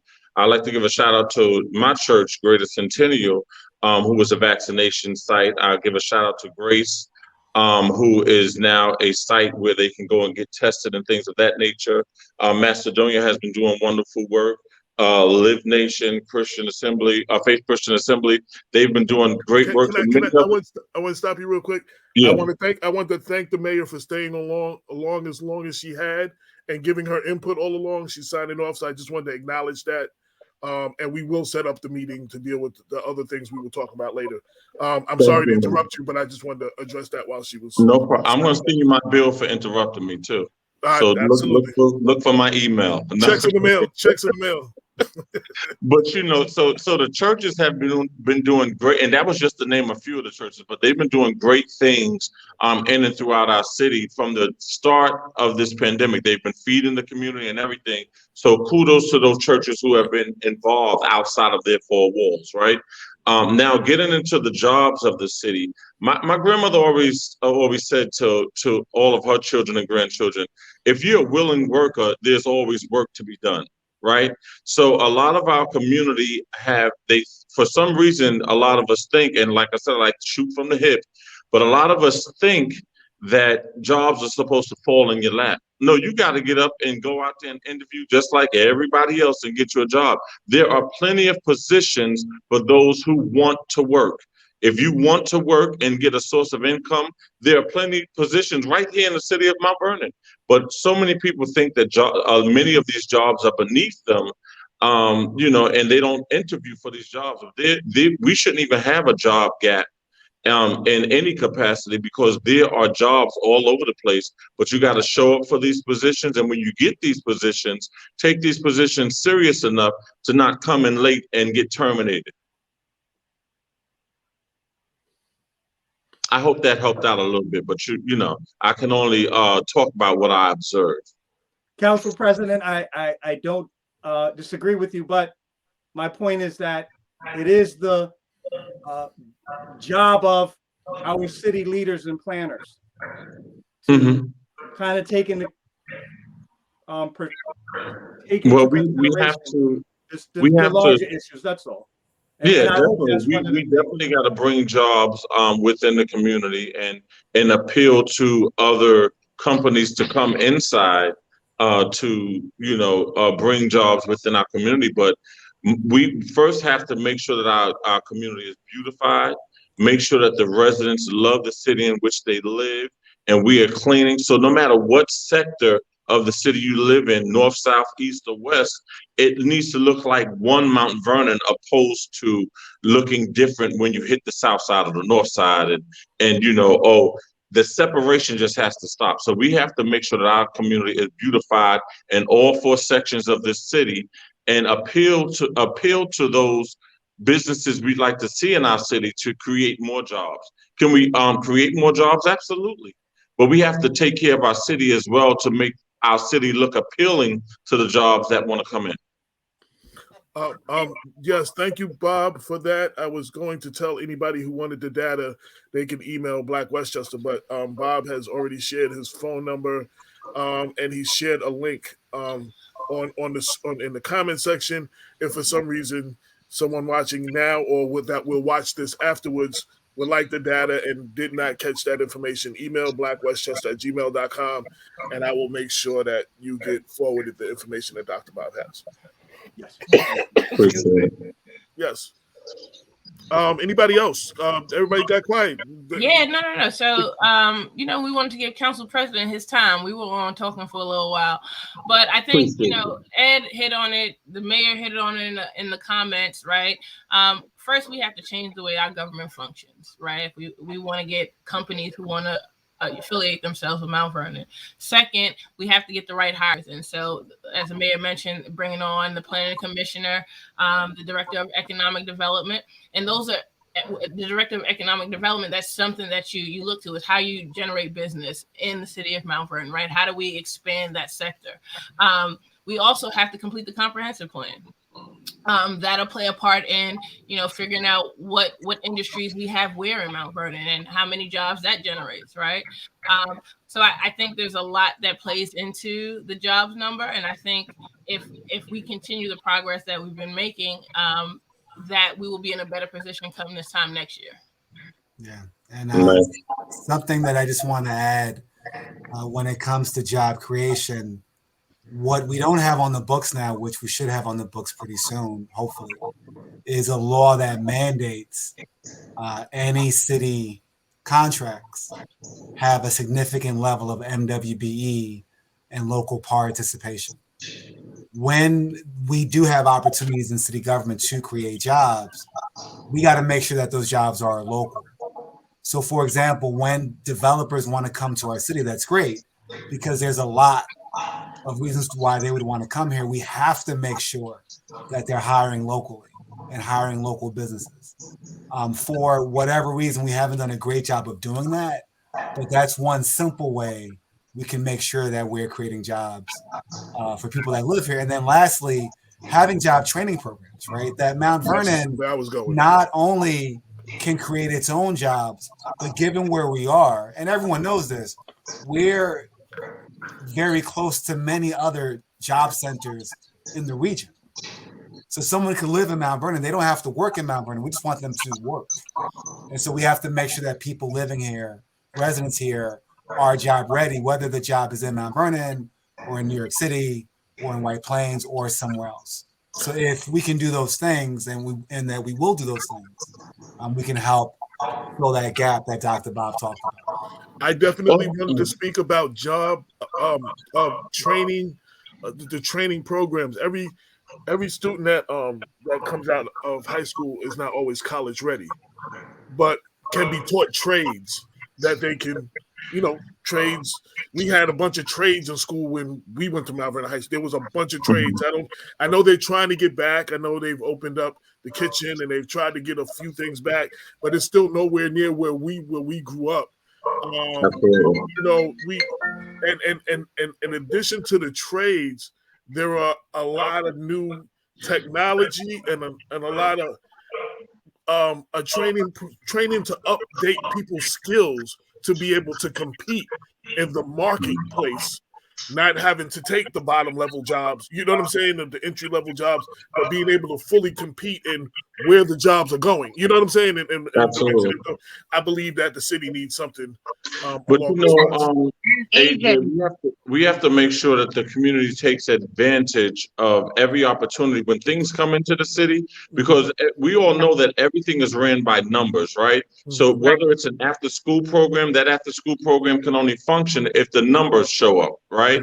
Any program that comes forth, it needs numbers to continue. So every time we lose a service, it may have been because the numbers didn't line up. So I remember when I was in high school, we had mechanic shop, we had wood shop, we had all these cosmetology, we had everything that you want to learn. A lot of people went into fashion because they learned it at Mount Vernon High School first. So the thing is, when these things are in place, we have to ensure that we take advantage of these programs so they don't diminish and they're always around for not only our generation and generations to come. Right. And just we also have to empower some of our local organizations to do this type of training also. Utilize the library, utilize the Boys and Girls Club, utilize YCOP, utilize the professionals that we have in the city that are wanting to give back to their community and putting them in a place where we can't put everything on the school district. If they're not in a position to do it, let's partner with somebody else.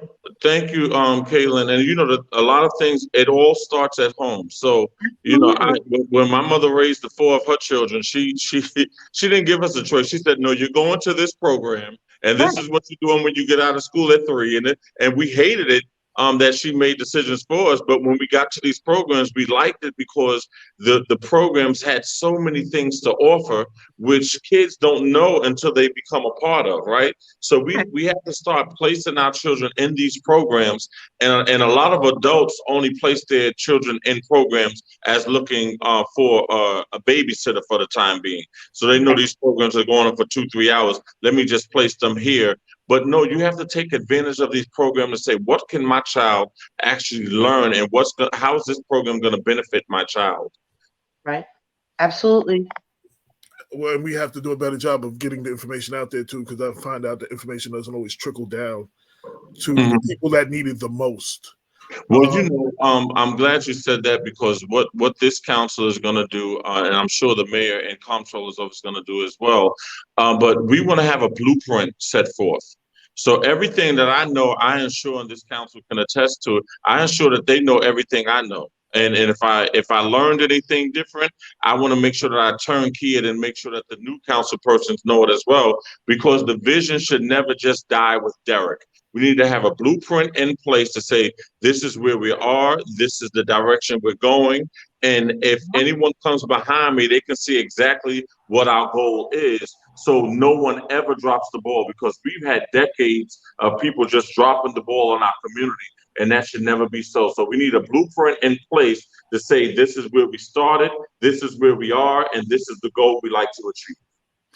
I want to say, I know, Bob, I'm sorry. I wanted to do something, and I want to address first a lot of the listeners. A lot of people, I said this forum would be about how we're moving forward and not necessarily we're dealing with things that have happened previously. There have been a lot of questions about Caitlin in the libraries. I'm not going to answer those questions, but I do have a question for Caitlin to address the, certain things. And I've asked her personally, one, because I don't know the answer. Is it a conflict of interest for you to serve on the city council and you to be a library trustee? And if so, do you plan on giving up one of your positions? No, it is not a conflict of interest. There's nothing that comes before city council that has to do with the Mount Vernon Public Library. If it did, I would recuse myself from that. Am I continuing on the library board? I'm still there right now. There's a lot of projects in place that I would like to finish, and then we'll revisit that then. Okay. And again, we're not going to, all that other stuff has been highly publicized. Y'all know what it is. We're trying to see how we're moving forward. That's where I'm trying to keep this conversation. Dr. Bob, go ahead. Yeah. To piggyback on your comment about the need to establish some sort of continuity in governance and policy, one of the recommendations that I'd like the city council to consider is some sort of legislation that's going to ensure a smooth transition between administrations. It has been my observation that on several occasions now, outgoing administrations have been less than cooperative. Absolutely. And seeing that the new administration is able to immediately pick up to get the budgets enacted, to come up to speed. And unfortunately, you know, my sense is that a lot of this has been driven by politics and sour grapes.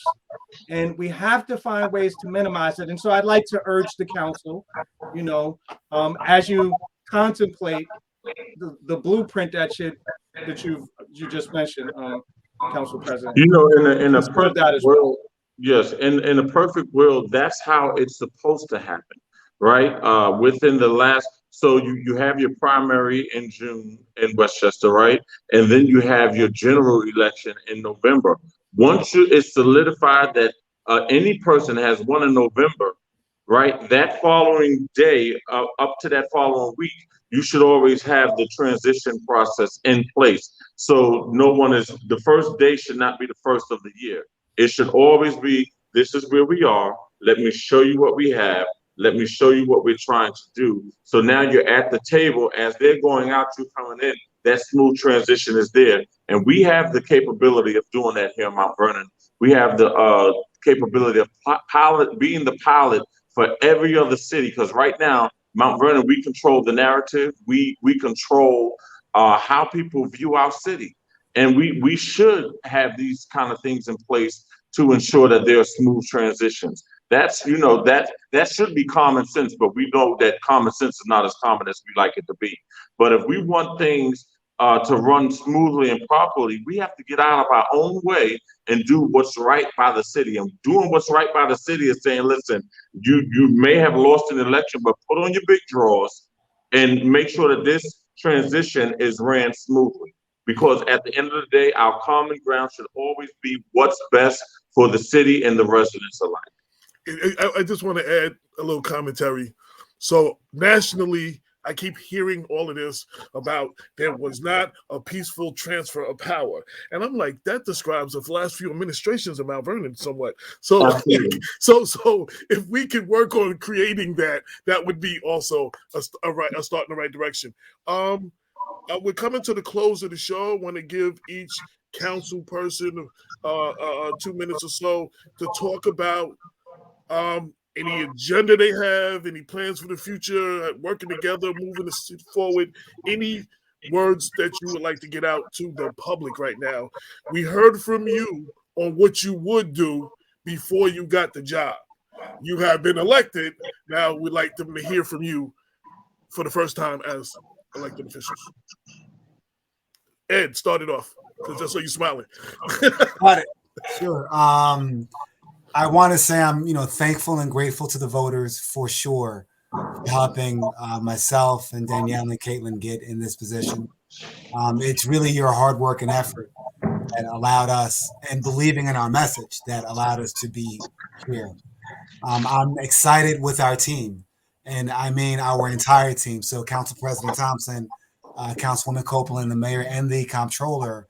Again, I think that you're going to see a level of cooperation and collaboration, not rubber stamping, that we haven't seen here in the city for quite a while. But lastly, us 7 people can't do this alone. That we can't. AJ, we need you. Dr. Bob, we need you. We need those ministers that we talked about in those churches. We need educators.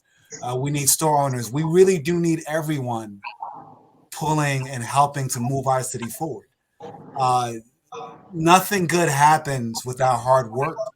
And the more that we work collectively, the more good things that we can get done. We all understand that Mount Vernon is in trouble right now.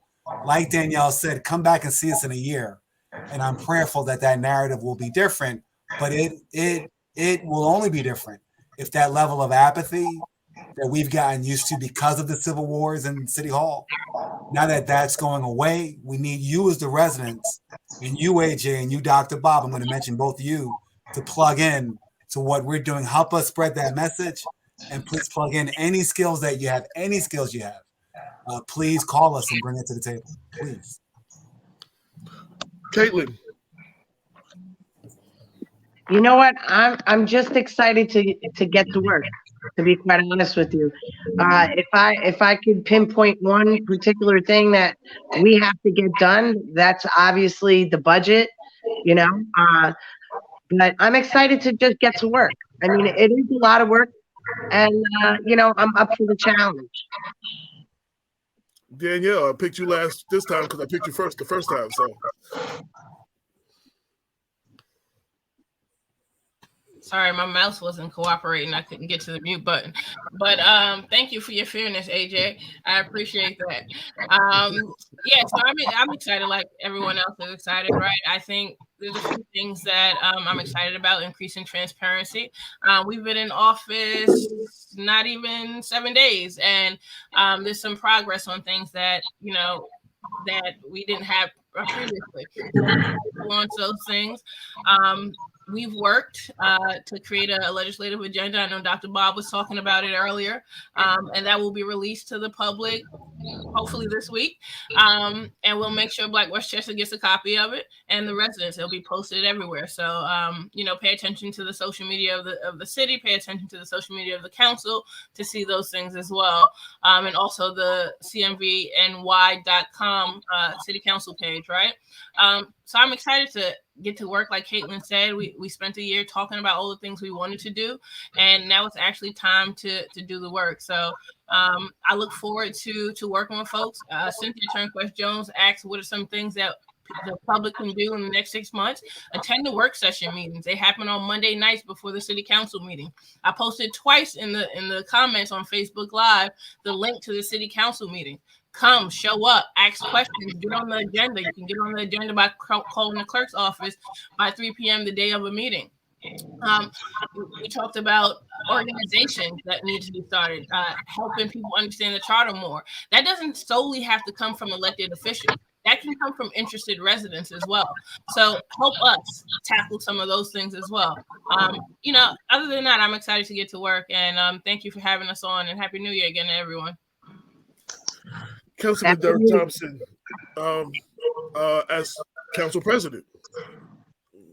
Well, thank you. I'm excited to just keep moving in the right direction for our city. I was just writing down a little quote that I share with my students, and if we all repeated that to ourselves on a daily basis, I'm sure we'll do better in our city. And that quote is just, I am eager to be the change I want to see.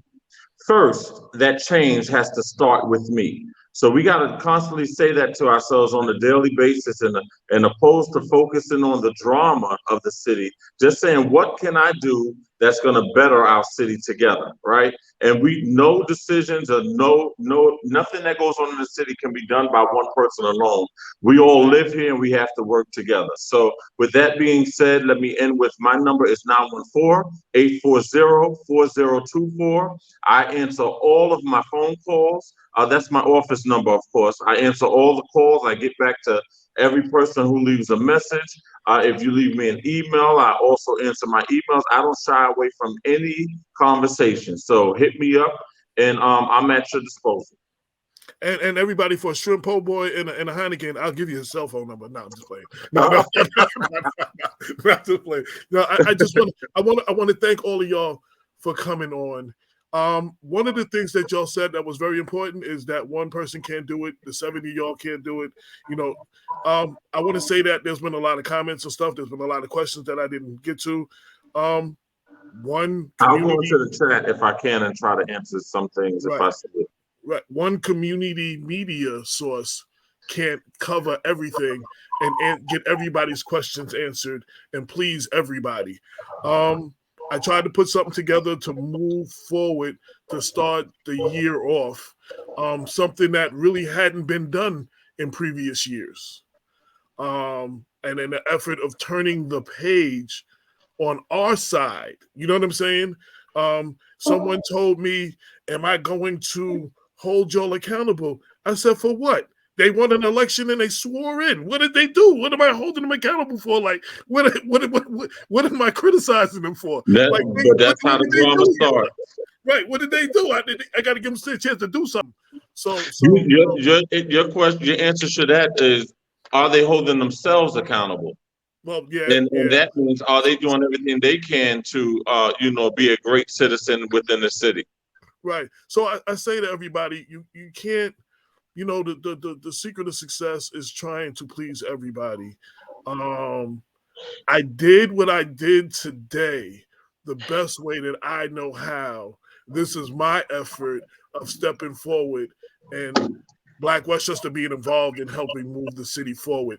Good job, AJ. We appreciate that. I did throw a question at the mayor that there was no way for her to answer during that time, and because I was getting text about it.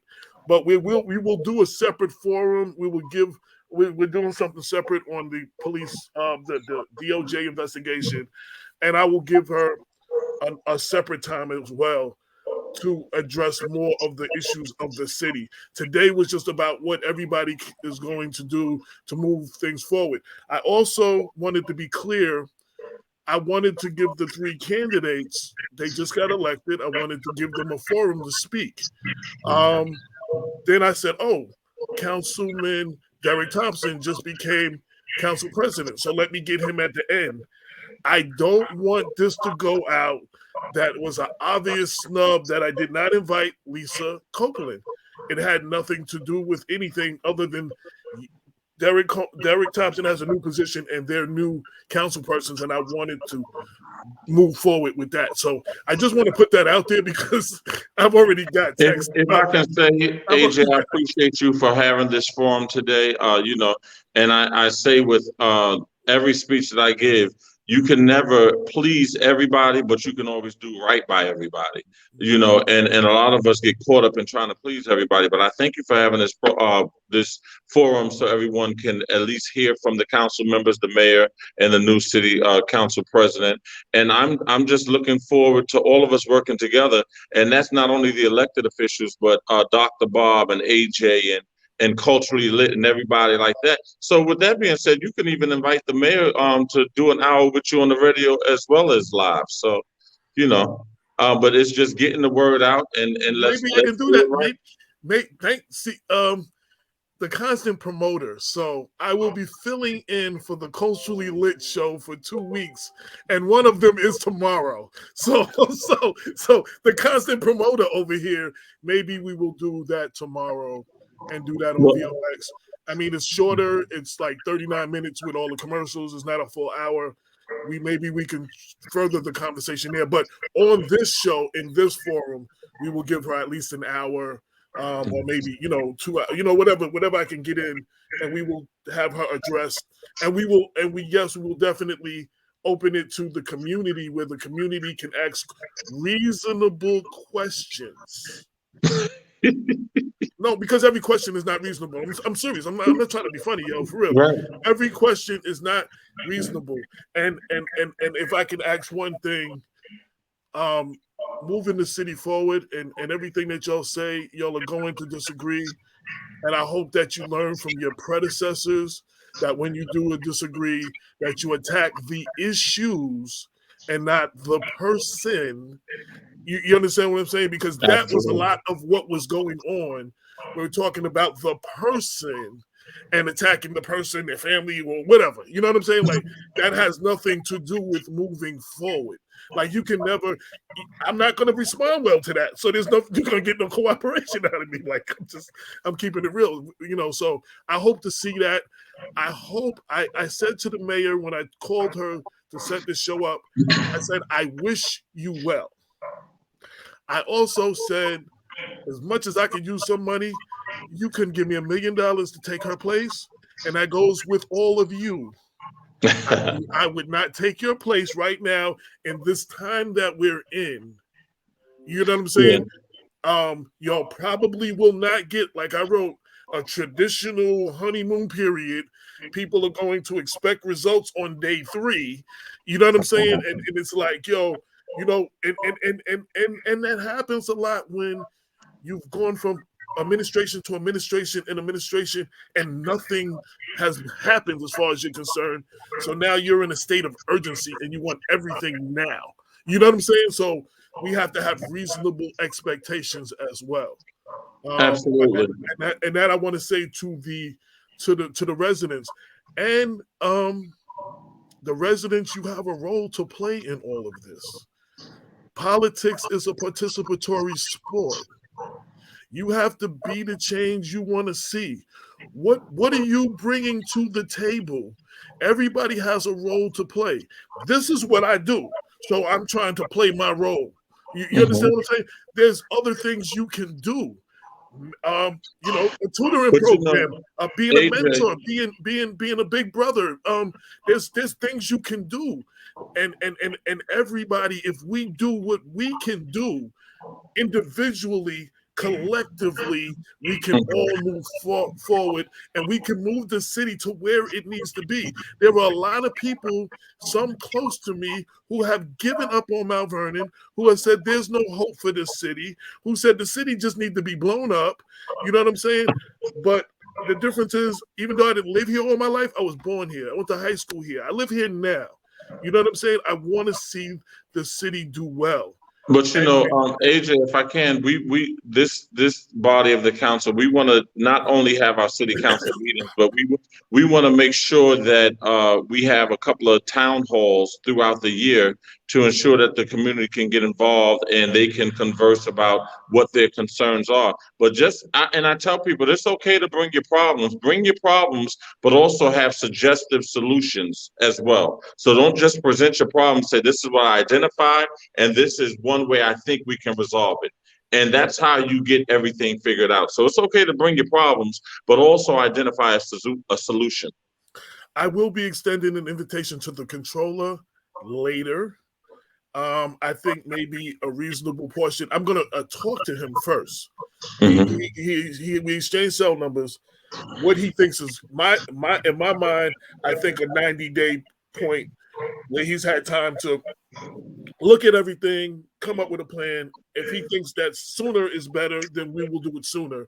But I will be reaching out to him this week. We will discuss bringing him on, because he definitely is not getting a honeymoon period. Everybody wants something. They want to know what the hell's going on with that office. Mr. Poteet said, see us in a year and see what we have done. Well, I'm extending the invitation to the three of you from a year from today to appear here and talk about what has happened and not happened. So let's do it. And I'm glad we got people tuning in, and this is the way it's supposed to be. Our new controller said thank you. Looking forward to it, AJ. So I will be in touch. Just so you know, I'm going to be in touch with him, and I will be in touch with the mayor to see what's going on with that, and trying to make it happen. That's it. I hope that everybody got something out of this. I hope this is a turning of a page. I hope that we are all doing what we need to do. Again, it's good to criticize, but come up with some solutions. What are you going to do about it? What part of the change are you going to play? We have to stop electing people and expecting them to be a savior and save us and wave some kind of magic wand and heal our city by themselves or whatever. It's going to take all of us at this point. And I preach that all the time. So thank you all for extending your time. I appreciate that. Thank you. Thanks, Dr. Bob. Thank you. Pleasure being with everyone. Collectively, I will start paying attention to the city council meetings again, because I kind of took a hiatus for over a year because I just didn't see a reason why. Well, I'll make sure I Maybe he's giving you hope. Yeah, so I will try to now AJ, the school board needs a special focus. Okay. Please email me and maybe we can do that too. Thank you everybody for tuning in. Most importantly, thank you, AJ. Thank you, Have a Dr. good night. you could be doing anything right now, but you decided to ride with us, and we greatly appreciate it. This has been the first episode of the year of a Black Westchester Presents the People Before Politics radio show.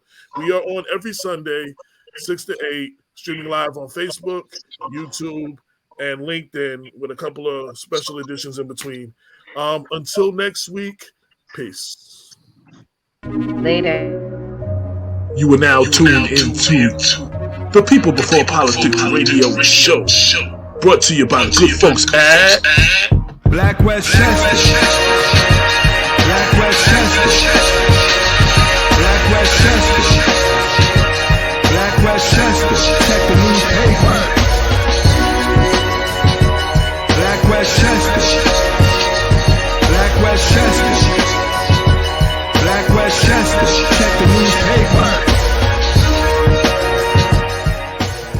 Real talk for the community since 2014.